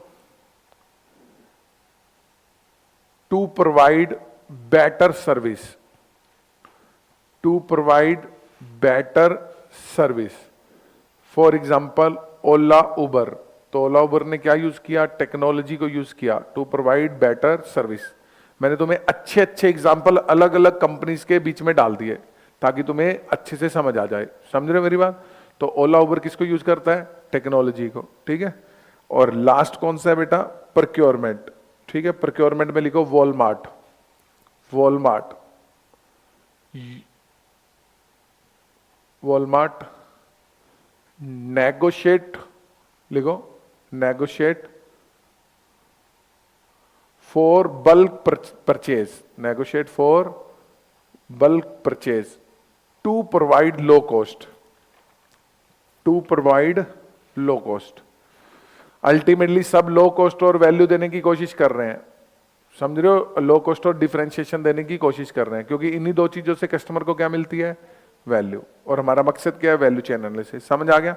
तो पॉटर भाई साहब ने क्या बोला, इधर देखो, तुम इन सब एक्टिविटीज को एनालाइज करो, देखो कहां का वैल्यू नहीं मिल रही, उस वैल्यू या फिर कहां का तुम वैल्यू को एनहांस कर सकते हो और उस फैक्टर को सही करो। फॉर एग्जाम्पल के लिए मैकडी ने अपना पैन बढ़ाकर कॉस्ट कर ली, इधर देख ले बेटा, फास्ट सर्विस कर ली, पीछे वालों से बैकवर्ड इंटीग्रेशन करके फ्रेश रॉ मटेरियल ले आया, वैल्यू, यस और नो। अच्छा, ओला उबर ने टेक्नोलॉजी को यूज कर लिया, ठीक है। लीगल, लीगल बेटा, हर कंपनी को अपने यहाँ पे बेटा कितनी परमिशंस लेनी पड़ती है। इधर देखो, अपनी कंपनी में एमडी बायोकॉल के अंदर 100 प्रोडक्ट हैं, तो 100 प्रोडक्ट के लिए 300 परमिशनें लेनी पड़ती हैं। 300 क्या, 500 परमिशन लेनी पड़ती हैं। सर 500 कैसे? हर प्रोडक्ट की अलग से परमिशन मिलती है एग्रीकल्चर डिपार्टमेंट से, और हर स्टेट का एग्रीकल्चर डिपार्टमेंट अलग है। तो किसी भी स्टेट में काम करना है तो वहां के डिपार्टमेंट से क्या लेनी पड़ती है, परमिशन। तो एक स्पेशल बंदा ही बैठा है जो सिर्फ परमिशन लेने का काम करता है। 1 साल की एक प्रोडक्ट की परमिशन मिलती है। अब सारे प्रोडक्ट की परमिशन 1 तारीख को तो ना ली हुई है, किसी की कौन सी, उसका काम ही यही है, एक वो सॉफ्टवेयर की मदद से ये देखना कि भैया किसकी परमिशन खत्म होने वाली है, उसको पहले से अप्लाई कर देता है। समझे? तो लीगल डिपार्टमेंट भी कंपनी का क्या करता है, काम करने में मदद कर रहा है। समझे? तो ये चीजें कस्टमर को क्या देती हैं, वैल्यू। इजाजत है? कंफर्म? अच्छा इसके साथ बेटा ये देखो, स्टारबक ने क्या किया, ठीक है, कॉफी बीन्स प्रोड्यूसर के साथ, ठीक है, डायरेक्ट वो सोर्सिंग करने लग गया। तो भैया उसका अच्छा वो होगा इनबाउंड, ठीक है, वो 60 कंट्रीज में ऑपरेशन करता है, ठीक है, उसके यहाँ पे बहुत सारे प्रोडक्ट अवेलेबल हैं। आउटबाउंड और मार्केटिंग एंड सेल्स के लिए वो कई टेक्निक्स यूज करता है। सर्विस, उसका फर्म इंफ्रास्ट्रक्चर हो गया। एचआर, एम्प्लॉय को बेनिफिट देता है, एम्प्लॉय को बेनिफिट देगा तो एम्प्लॉय टिके रहेंगे, एम्प्लॉय को एम्पावरमेंट करता है, एम्पावर करता है, ठीक है। उसने टेक्नोलॉजी यूज करी ताकि वो उसके लिए उसने मोबाइल ऐप बनाई, ठीक है। ये सब चीजें करता है कौन, स्टारबक। क्लियर हो गया तुम्हें बात? तो ये क्या, मेरा वैल्यू चेन एनालिसिस। कंफर्म? अब पढ़ो, अब तुम सुपर फास्ट पढ़ लोगे तुम्हारी बुक से। पढ़ो वैल्यू चेन एनालिसिस।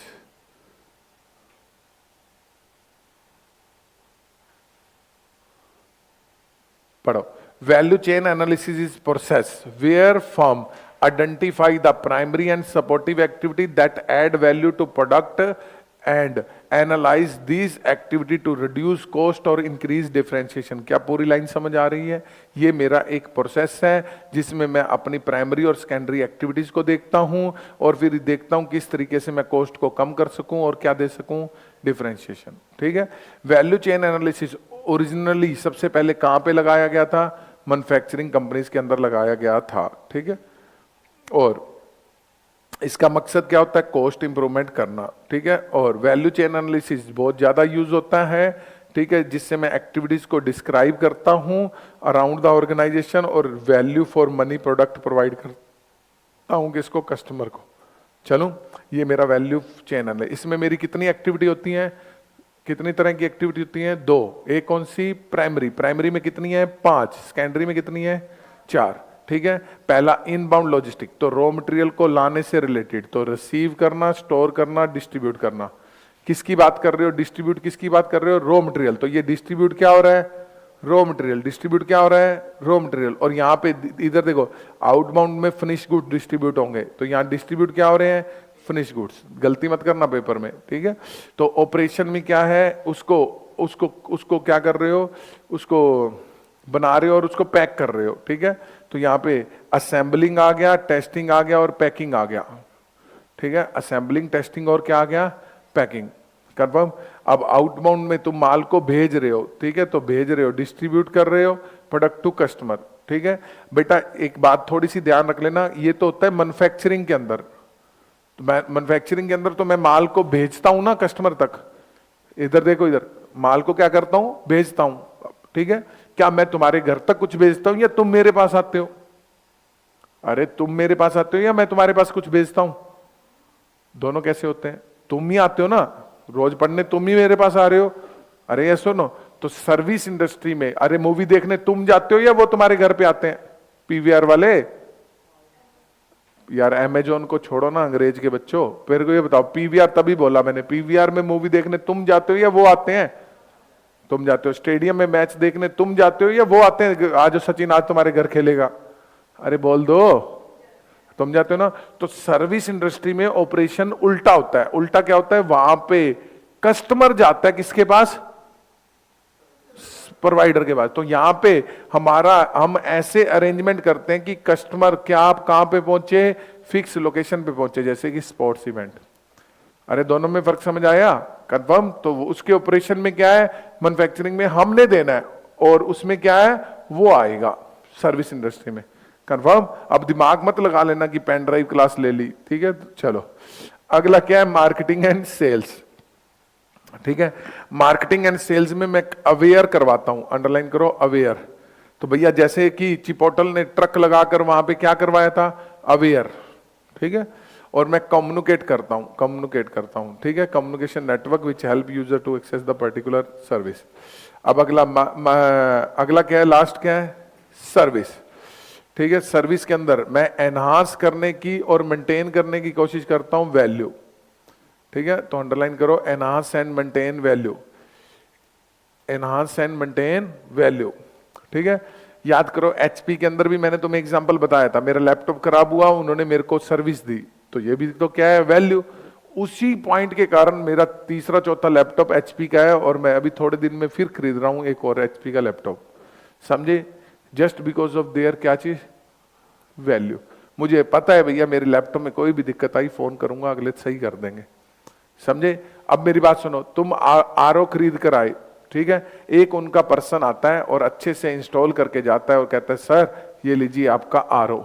एक तुम लाए, बाहर बंदा कोई ढूंढते हो, चलो अपना तो बेटा शहर सिटी स्मॉल है, दिल्ली में मैं रहा हूं बेटा, यहाँ पे तो काम करने के बाद, सिरसा में तो काम करने के बाद भी मैकेनिक कहता है सर 200 रुपए दे दो। वहां पे विजिट चार्जेस 500 रुपए हैं दिल्ली में। कितने विजिट चार्जेस? आएगा आकर देख जाएगा, पहले ही बोल देगा फोन पे सर विजिट चार्जेस 500 है, देख लो आना है या नहीं। आएगा, अगर उसको ठीक करके लाएगा वो अलग से चार्ज लेगा। विजिट चार्जेस क्या है, 500 रुपए, समझ रहे हो। तो अगर कंपनी वाले तुम्हारे आरओ को घर पे आके इंस्टॉल कर रहे हैं तो ये किस में आ जाएगा, सर्विस में। तो इंस्टॉलेशन पर लिखो आरओ, रिपेयर पर लिखो एचपी, ठीक है। ट्रेनिंग पर लिखो ओवन वगैरह, वो घर पे वो लेडीज को ओवन चलाना सिखा जाते हैं, ठीक है। स्पेयर पार्ट में लिखो कार, कार के स्पेयर पार्ट ही ना मिले तो गाड़ी खड़ी रहती है, समझ रहे हो। तो कार के स्पेयर पार्ट मिलने चाहिए, तो ये किस में आ जाएंगे, सर्विस में। ये चीज भी कस्टमर को क्या देती है, वैल्यू, ठीक है।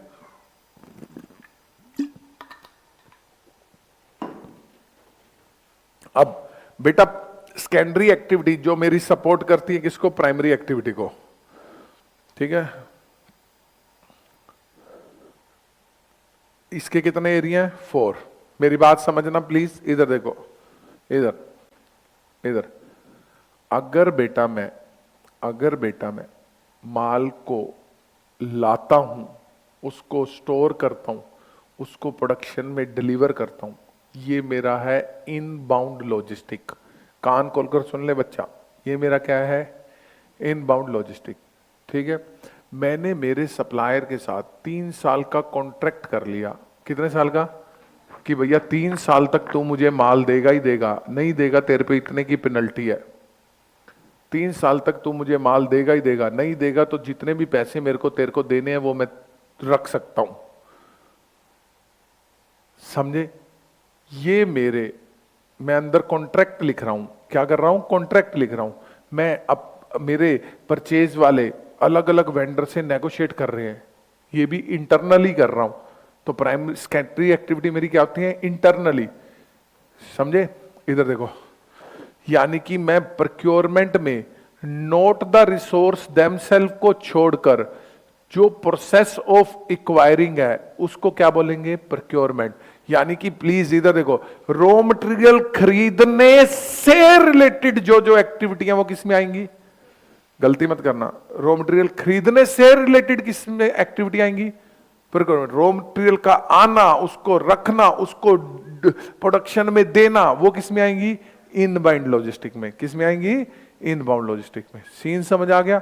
यहां पर लिखो प्रोसेस ऑफ एक्वायरिंग के ऊपर लिखो for example negotiation and contract. Negotiation करना, कॉन्ट्रैक्ट करना, ये मेरी किस में आएंगी, प्रोक्योरमेंट में। नेगोशिएशन और कॉन्ट्रैक्ट। चलूं अगला क्या है, ठीक है, technology development. All value activity have technology, each of it simply. तो टेक्नोलॉजी किस कहां कहां पे हो सकती है, ठीक है, प्रोडक्ट को बनाने में, तो अंडरलाइन करो R&D। तो प्रोडक्ट को बनाओगे उसमें R&D यूज हो सकती है, अरे यस और नो। तो इसका एग्जांपल लिख सकते हो एप्पल। तो एप्पल क्या करता है, बनाने से पहले क्या करता है, R&D, ठीक है। विद इन द प्रोसेस, इसका एग्जांपल लिखो बुक माई शो। बुक माई शो वाला क्या है, टिकट बुकिंग के प्रोसेस को उसने क्या कर दिया, टेक्नोलॉजी यूज करी, ठीक है। With in the particular resource, for example raw material improvement, ठीक है, for example raw material improvement. तो भैया, तो ये टेक्नोलॉजी कहां कहां यूज हो सकती है, रॉ मटेरियल में, प्रोसेस में और प्रोडक्ट में। कहां कहां यूज हो सकती है, रॉ मटेरियल में, प्रोसेस में और प्रोडक्ट में, ठीक है। तो यहां पर लिख दो, यहां लिखो टेक्नोलॉजी, 3 लाइनें निकाल कर लिखो, रॉ मटेरियल, प्रोसेस और प्रोडक्ट, याद रह जाएगा बेटा।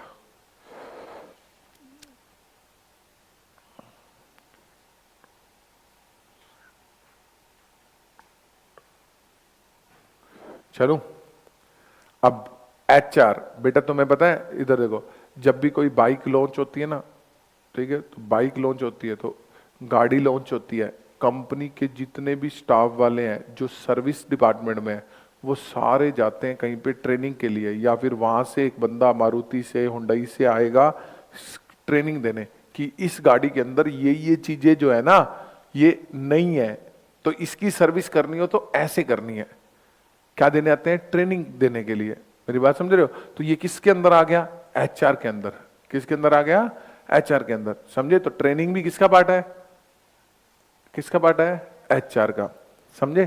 कंफर्म तो पढ़ो। This is particularly important area, जो किस किस चीज को कवर करती है, ऑल प्राइमरी एक्टिविटी को। तो अंडरलाइन करो ऑल प्राइमरी एक्टिविटी को। कैसे ऑल प्राइमरी एक्टिविटी को कवर करती है, सुनो। HR मेरी सेकेंडरी एक्टिविटी है या प्राइमरी, सेकेंडरी, और ये कवर कर रही है किसको, ऑल किसको, यानी कि ये लिंक्ड है ऑल किसके साथ, प्राइमरी के साथ। कैसे ऑल प्राइमरी के साथ है, इधर देखना, इधर इधर बेटा इधर देखो, सुनो।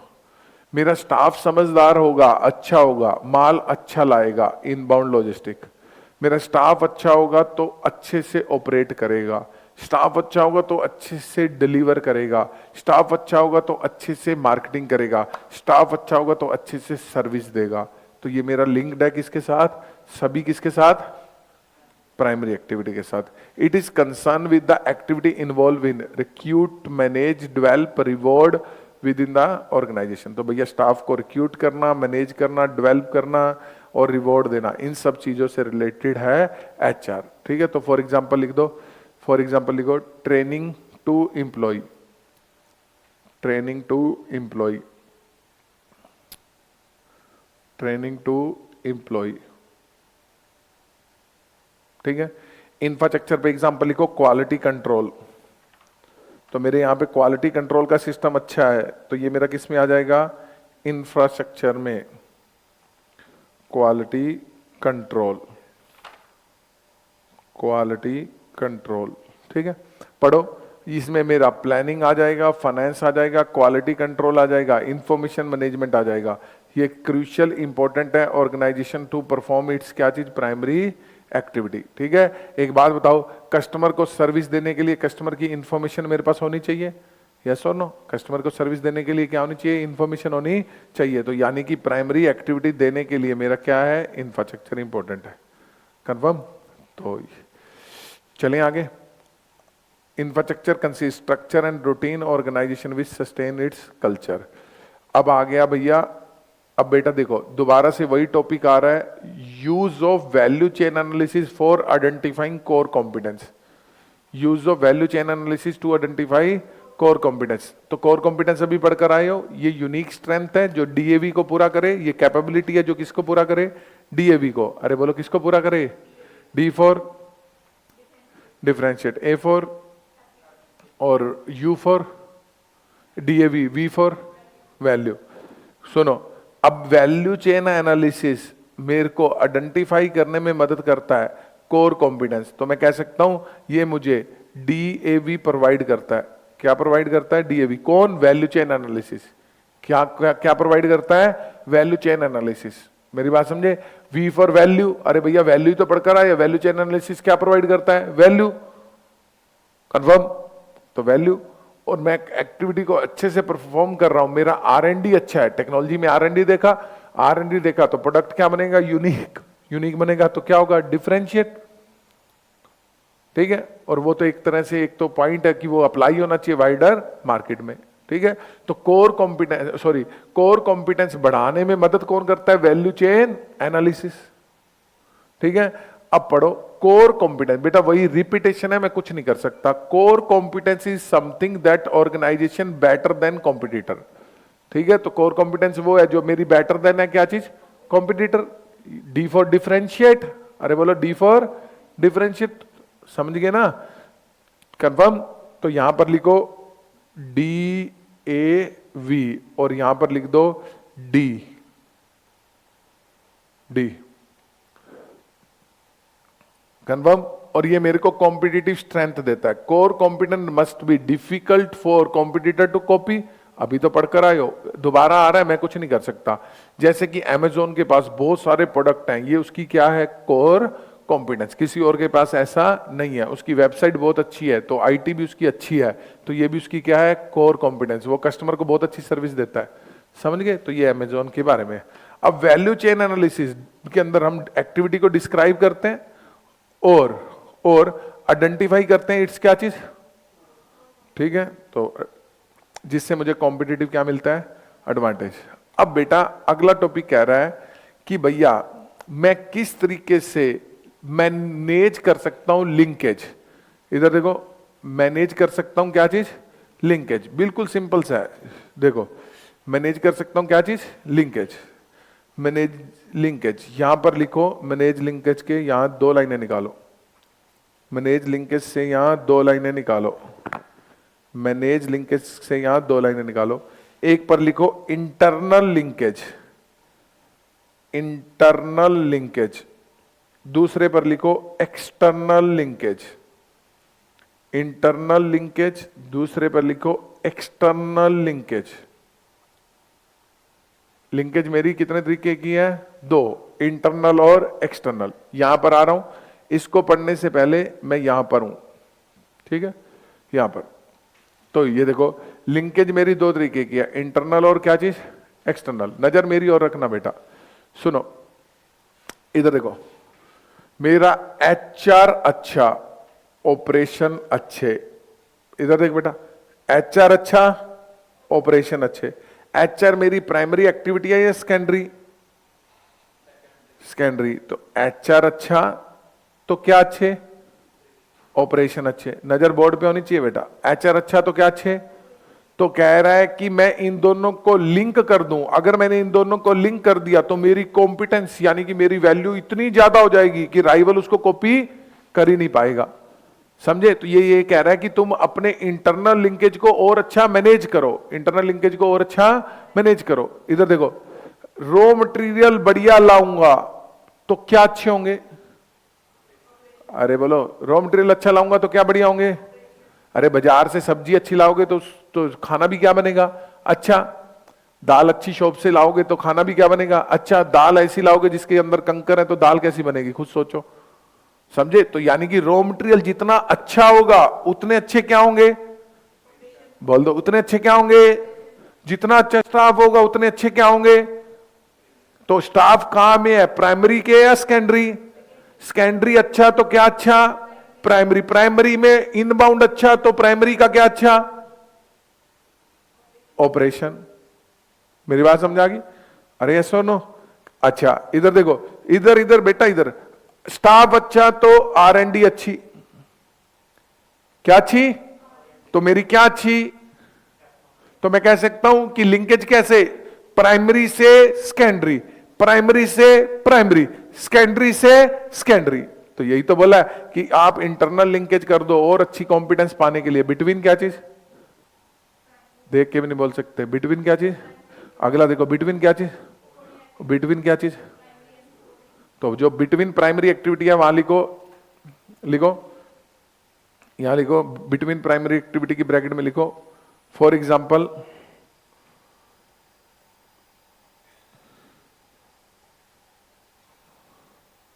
फॉर एग्जाम्पल लिखो, ऐसे करो, यहां मत लिखो, यहां लिखो। अच्छा चलो, ये यहां लिखो, यहां लिखो, बेटर बिटवीन प्राइमरी एक्टिविटी, लिखो, लिखो बेटर। ये तीनों के पॉइंट के एग्जाम्पल बता रहा हूं बेटा, इधर देख ले, इधर 1 2 3, तीनों के एग्जाम्पल बता रहा हूं, ठीक है, दिमाग तो लगाना नहीं। लिखो बेटर रॉ मटेरियल, ब्रैकेट में लिख देना inbound logistic. Better raw material क्या है, inbound logistic, result in better operation. Better raw material bracket में inbound logistic, result in better operation, ठीक है। दूसरे में लिखो better HR, result in better operation. तो मेरा एचआर अच्छा हुआ तो बेटर क्या होंगे, ऑपरेशन। तो ये मेरा क्या है, प्राइमरी और सेकेंडरी के बीच में लिंकेज हो गया। ये किसके बीच में लिंकेज हो गया, प्राइमरी और सेकेंडरी के बीच में। अरे समझ आ रहा है कुछ या नहीं? अगला लिखो, सपोर्टिव में लिखो बेटर स्टाफ, ब्रैकेट में एचआर कर देना, result in better R and D, bracket में टेक्नोलॉजी कर देना, better HR, result in better technology, better HR result in better R and D. तो एचआर मतलब एचआर हो गया, आर एंड डी मतलब टेक्नोलॉजी। समझ गए बच्चा? कोई दिक्कत? ये हो गए तीनों, नजर बोर्ड पे होनी चाहिए, ठीक है। इसको रीड बाद में करेंगे। External linkage, superfast external linkage. बेटा देखो, मैंने तुम्हें बताया था मैं एक कंपनी में जॉब करता था जिस कंपनी का नाम था के स्पन पाइप्स, ठीक है। वो अब प्राइवेट लिमिटेड की जगह हो गई है पब्लिक लिमिटेड, ठीक है। क्या नाम था, के स्पन पाइप्स भिवाड़ी, ठीक है, के स्पन पाइप्स भिवाड़ी, ठीक है। सुनो, इस कंपनी में काम करता था, इनका एक कस्टमर था बेटा प्रतिभा, प्रतिभा कंस्ट्रक्शन। ये देखो प्रतिभा कंस्ट्रक्शन, ठीक है, प्रतिभा कंस्ट्रक्शंस। ये इमेज, ये प्रतिभा कंस्ट्रक्शन, हाँ यही कंपनी थी, यही लोगो था उसका, ठीक है, प्रतिभा कंस्ट्रक्शन। ये देखो प्रतिभा कंस्ट्रक्शन लिखा हुआ है, लिखा हुआ है। और ये देखो, ये पाइप दिख रही है तुम्हें, ये पाइप दिखी, पाइप, ये सुनो, ये पाइप बनाता कौन था, के स्पन। ये देख लो कितनी सारी पाइप्स पड़ी। ये पाइप यूज कौन करता था, ये प्रतिभा। ये इसका कॉन्ट्रैक्ट किसने लिया हुआ है, प्रतिभा ने। पर ये पाइप बनाई किसने, के ने। क्या बात समझ आ गई? यस और नो, कंफर्म? जहां पे बेटा मेरा कैबिन था, जिस कैबिन में मैं बैठता था, जहां मेरा ऑफिस था, उसके साथ ही एक ऑफिस था प्रतिभा का। किसका, प्रतिभा का। मैं कंपनी कौन सी में जॉब कर रहा हूं, के उसके प्लांट के अंदर ऑफिस किसका है? प्रतिभा का। वहां पे उनका एक सिविल इंजीनियर बैठा है, बस वो क्या करता है, ऑफिस में बैठता है एसी चला के और बैठा है, फिर क्या करेगा, आधे घंटे बाद राउंड मारेगा, फिर वापस आ जाएगा, फिर राउंड मारेगा, फिर वापस आ जाएगा।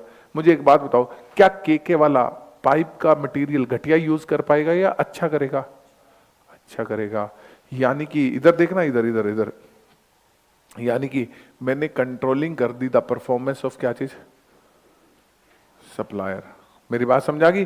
कैसे कंट्रोलिंग कर दी? मैंने अपना बंदा कहां भेज दिया? सप्लायर के यहां। प्रैक्टिकल एग्जांपल बता दिया, कहां पे भेज दिया? सप्लायर के यहां। दूसरा, अरे सप्लायर तेरा माल घटिया आया, सारे पैसे रख लूंगा, टेस्टिंग करवाऊंगा माल की, अगर माल घटिया आया तो क्या कर दूंगा? पैसे नहीं दूंगा, पेनल्टी लगा दूंगा तेरे पे। यानी कि मैंने कंट्रोलिंग कर दी परफॉर्मेंस ऑफ क्या चीज? सप्लायर। तो तुम इंटरनली तो अपने घर में तो ये कर सकते हो, एक्सटर्नली क्या कर सकते हो? तुम अपने सप्लायर की परफॉर्मेंस को भी कंट्रोल करके कस्टमर को क्या दे सकते हो? अरे कोई बोलता ही नहीं है यार, क्या दे सकते हो? वैल्यू। मेरी बात समझा गई? कंफर्म? अच्छा, तुम अपने यहां पे टोटल क्वालिटी क्या कर सकते हो? मैनेजमेंट। ठीक है। और मैकडी ने वर्टिकल क्या कर दिया था? इंटीग्रेशन। समझ गए? तो मैं अपने सप्लायर को ही खरीद लूंगा, सप्लायर को ही खरीद लूंगा। मैंने तेरे को इधर देखो, मैंने तुम्हें क्या बताया? एमडी बायोकोल क्या बनाती है? एग्रीकल्चर के प्रोडक्ट। एग्रीकल्चर के प्रोडक्ट में क्या यूज होता है? बैग। इस बैग की मैन्युफैक्चरिंग का प्लांट ही एमडी बायोकोल की सिस्टर कंसर्न ने लगा दिया। मतलब किसने लगा दिया? टेक किसने? फैब ने। अब इसका रॉ मटेरियल का बैग अच्छा जाएगा तो वो अल्टीमेटली किसको फायदा होगा? MD biocoal. और एमडी बायोकोल से अल्टीमेटली कस्टमर को क्या मिलेगी?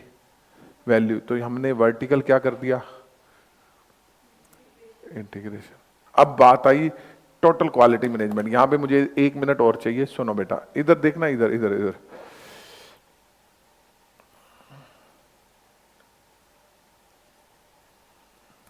इधर देखो।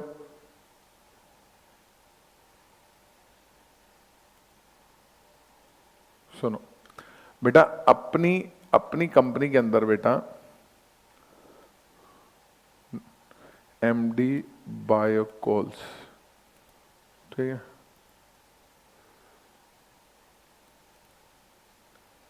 सुनो, अपनी कंपनी के अंदर बेटा पैकिंग के लिए ये बोतल यूज होती है, दिखी बोतल ये, ठीक है, ये बोतल यूज होती है पैकिंग के लिए। ये ग्रीन वाली बोतल भी यूज होती है, ये व्हाइट वाली बोतल भी यूज होती है, ये बोतल भी यूज होती है, ठीक है। अब इन्हीं 2 बोतल पे फोकस करना। ये पहलवान लिखा हुआ और ये एसएम जाइम लिखा हुआ, ये कोई और कंपनी की है, बट ये चलो ये बोतल भी यूज होती है। ये देखो, ये 2 बोतल ले लो, ये मेरे चाचा हैं बेटा, सुनो, ये 2 बोतल यूज होती हैं, ठीक है। सुनना, अब मुझे नया प्रोडक्ट लॉन्च करना है, नजर मेरी और रखना, नया क्या लॉन्च करना है? प्रोडक्ट, ठीक है, या मुझे पैकिंग चेंज करनी है किसी प्रोडक्ट की, ठीक है। मुझे पता है कि इसके 1 लाख यूनिट बिक जाएंगे। कितने यूनिट बिक जाएंगे? 1 लाख। मुझे बताओ, बोतल मैं बनाता हूं या किसी और से खरीदता हूं? मैं जो क्वेश्चन बोल रहा हूं उसका बताओ, बोतल मैं बनाता हूं या किसी और से खरीदता हूं? खुद कहां बनाता हूं? टेकफेब में तो बैग बनते हैं, ठीक है, टेकफेब में क्या बनते हैं? बैग। कन्फर्म? बोतल हम किसी और से खरीदते हैं। कन्फर्म? बोतल किससे खरीदते हैं? किसी और से। दिल्ली की एक पार्टी है, उससे खरीदते हैं। सुनो मेरी बात, बोतल किसी और से खरीदते हैं। कितनी बोतल बिकनी है? 1 लाख। मुझे अपनी पैकिंग चेंज करनी है, बोतल चेंज करनी है। क्या मैं, प्लीज इधर देखो, क्या मैं सप्लायर से पूछ लूं कि भैया 1 लाख बोतल दे पाएगा या नहीं, या सीधा लॉन्च कर दूं? अरे मैं लॉन्च कर दूं, बाजार में फोटो खिंचवा दूं माधुरी दीक्षित के साथ, इस बोतल में पैकिंग आएगी है, और मेरा सप्लायर बोतल देने से मना कर दे, और सप्लायर कहे तूने मुझे बताया था कि ये वाली तेरे को 1 लाख बोतल चाहिए। मेरी बात समझा रही है? यानी कि एक्सटर्नल लिंकेज के अंदर, प्लीज ध्यान से समझना, एक्सटर्नल लिंकेज के अंदर 3 बातें हैं। मैंने वर्टिकल क्या कर दिया? इंटीग्रेशन। इसका एग्जांपल तुम्हें पता है, मैकडी के यहां पे फ्रेश वेजिटेबल्स आने लग गई थी, फ्रेश बीफ आने लग गया था जस्ट बिकॉज ऑफ वर्टिकल क्या चीज, इंटीग्रेशन। मैंने इधर देखो, मैंने कंट्रोलिंग कर दी परफॉर्मेंस ऑफ सप्लायर, यानी कि मैंने अपने के स्पन पाइप के अंदर प्रतिभा वाले ने अपना बंदा बिठा दिया, इंजीनियर बिठा दिया, और मैं सप्लायर को इन्वॉल्व करूं डिजाइन स्टेज में, यानी कि बोतल सिलेक्ट करने से पहले, प्रोडक्ट की पैकिंग सिलेक्ट करने से पहले मैं अपने सप्लायर को भी क्या कर लूं, इन्वॉल्व कर लूं। आगे बात समझ, पक्का। तीनों के एग्जांपल लिखो, वर्टिकल इंटीग्रेशन का लिखो। For example, McD use backward vertical integration, McD use backward vertical integration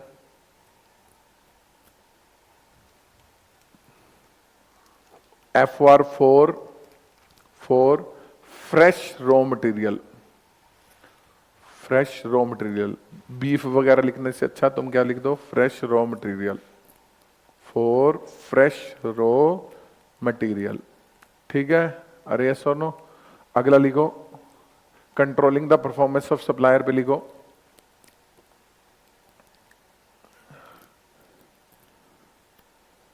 buyer civil engineer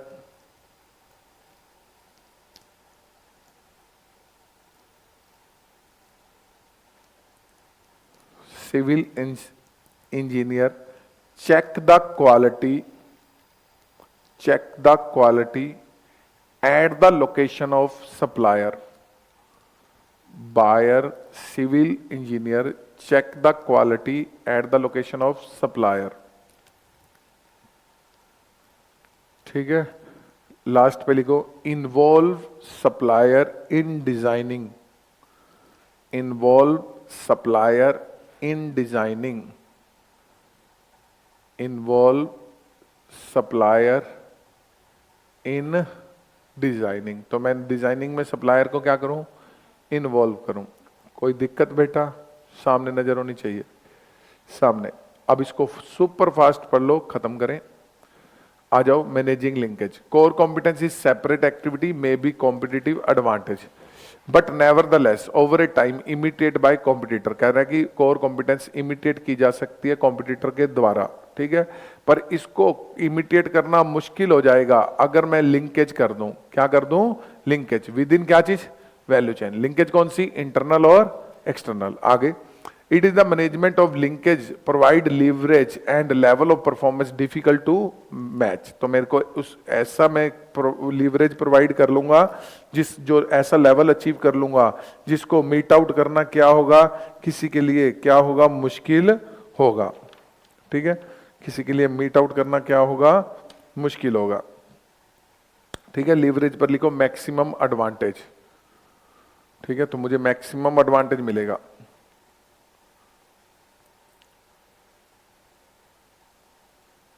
ठीक है, अगर मैं ये कोऑर्डिनेट करके इन एक्टिविटीज को करूंगा तो मुझे क्या मिलेगा, कॉम्पिटिटिव एडवांटेज मिलेगा। अगले पेज पर आ जाओ।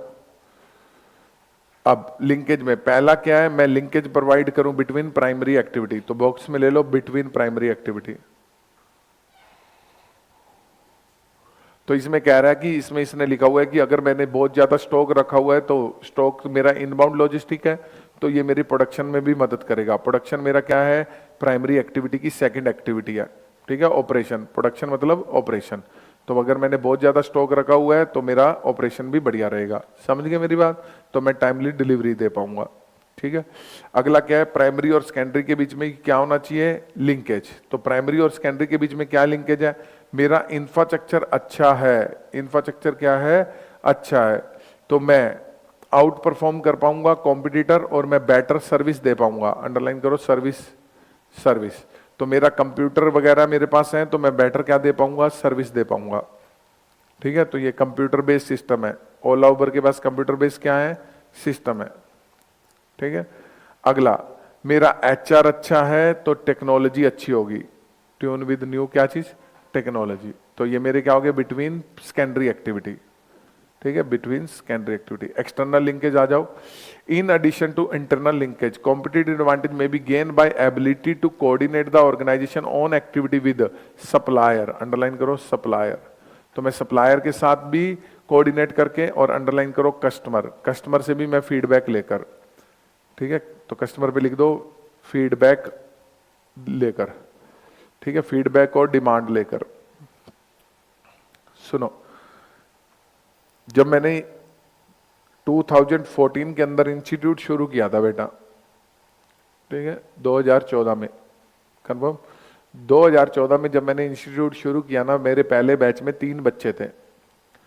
एक बच्चा कभी कभी आता था, कभी कभी नहीं आता था, मतलब वो जो आर्टिकलशिप में था लेट आता था थोड़ा सा, मेरा मन अंदर से बोलता रहता था पता नहीं आएगा या नहीं, ठीक है। 3 स्टूडेंट, फिर 3 स्टूडेंट से फिर मेरे पास शायद अगले बैच में 7 थे, फिर 14 थे, फिर 42 थे, फिर मैंने कभी गिने ही नहीं, इतने थे, ठीक है। और उस समय पे क्या हुआ, 2014 में सेंट्रल के इलेक्शन थे, इलेक्शन करके पेपर 1 महीना लेट हो गए, पेपर 1 महीना लेट हो गए, तो मुझे एडवांटेज मिला कि मैंने नंबर ऑफ बैच और निकाल दिए इसका के, ठीक है, 2 बैच एक्स्ट्रा निकल गए। मैं पहले इसका 20-22 दिन में करवा देता था, तो 2 बैच सुबह और शाम 2 एक्स्ट्रा निकल गए मेरे पास। इतने में क्या हुआ, बच्चे 40-42 वाले बैच पे पहुंच गया, तो बच्चे बढ़ने शुरू हो गए मेरे पास। अगले बैच में 70-70 बच्चे आ गए लगभग सुबह शाम। तो मेरे जो बच्चे जो पहली बार एग्जाम में बैठे वो 220 से 250 बैठे। अगर वो इलेक्शन ना आते तो 1 महीने में जो मैंने 100 बच्चे टीच किए थे इलेक्शन की वजह से वो कम होते, और वो कम होते तो रिजल्ट कम आता, बच्चे ज्यादा होंगे तो और अच्छा रिजल्ट आएगा, उसका कम्युलेटिव इफेक्ट भी पड़ता। भगवान ने मेरा पता नहीं कैसे साथ दे दिया पहले अटेम्प्ट में। और बात क्या चल रही थी कस्टमर की, वो 220 बच्चे मेरा पहला बैच था, पहला सेशन था, बच्चों ने पेपर दिया। तुम इमेजिन नहीं करोगे, मैंने 220 के 20 बच्चों को फोन कॉल किया था पेपर के बाद, उनसे ये पूछा था तुम्हें पेपर में दिक्कत क्या आई।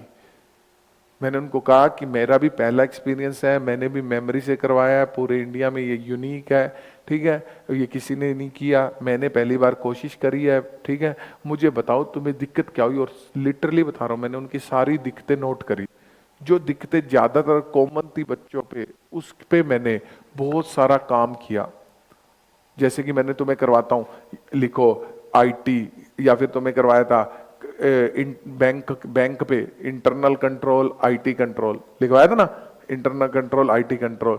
डिप्लॉयमेंट एंड इम्प्लीमेंटेशन में वो डिप्लॉयमेंट एंड इम्प्लीमेंटेशन अपना दीपू और इमली वाला, और एक डिप्लॉयमेंट एंड इम्प्लीमेंटेशन ऑडिट में भी आएगा, ERP ऑडिट, तो गलती मत कर देना, समझे ये चीज। तो मैंने बहुत सारी चीजें डेवलप करी, समझे। तो भैया वो चीज भी किस कस्टमर को, कंपनी को क्या देता है, इंप्रूव करने में मदद करता है, ठीक है। चलो vertical, attempt to improve the performance through ownership of more part, तो हमने ओनरशिप ऑफ मोर पार्ट पे ले ली, ठीक है, समझ गए ना, ओनरशिप ऑफ मोर पार्ट समझ आया मैंने, अरे समझे या नहीं। कार बनाता हूं, टायर की भी ओनरशिप ले ली, ठीक है। MD वाइकॉल ने क्या किया, ओनरशिप ले ली पैकिंग की भी, किसकी ले ली, पैकिंग की भी, आने वाले समय में बोतल की भी ले लेंगे, ठीक है।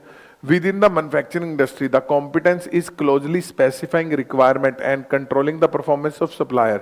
जैसे कि मैं उसकी क्वालिटी चेक करता हूं, जैसे कि उसको पेनल्टी लगाता हूं फॉर पुअर क्या चीज, परफॉर्मेंस, ठीक है। अगला क्या है, मुझे क्लोजर क्वालिटी मैनेजमेंट करनी है, अंडरलाइन करो, टोटल क्वालिटी मैनेजमेंट करनी है। मुझे अच्छे वर्किंग रिलेशनशिप रखने हैं, ठीक है, और मैं ये चीजें कर सकता हूं। आगे बात समझ, तो ये मेरा क्या है, वैल्यू चेन एनालिसिस। अब आज मुझे क्या है, वैल्यू चेन एनालिसिस। दोनों से टॉपिक समझ आ गए, सिर्फ 2 टॉपिक करवाए मैंने।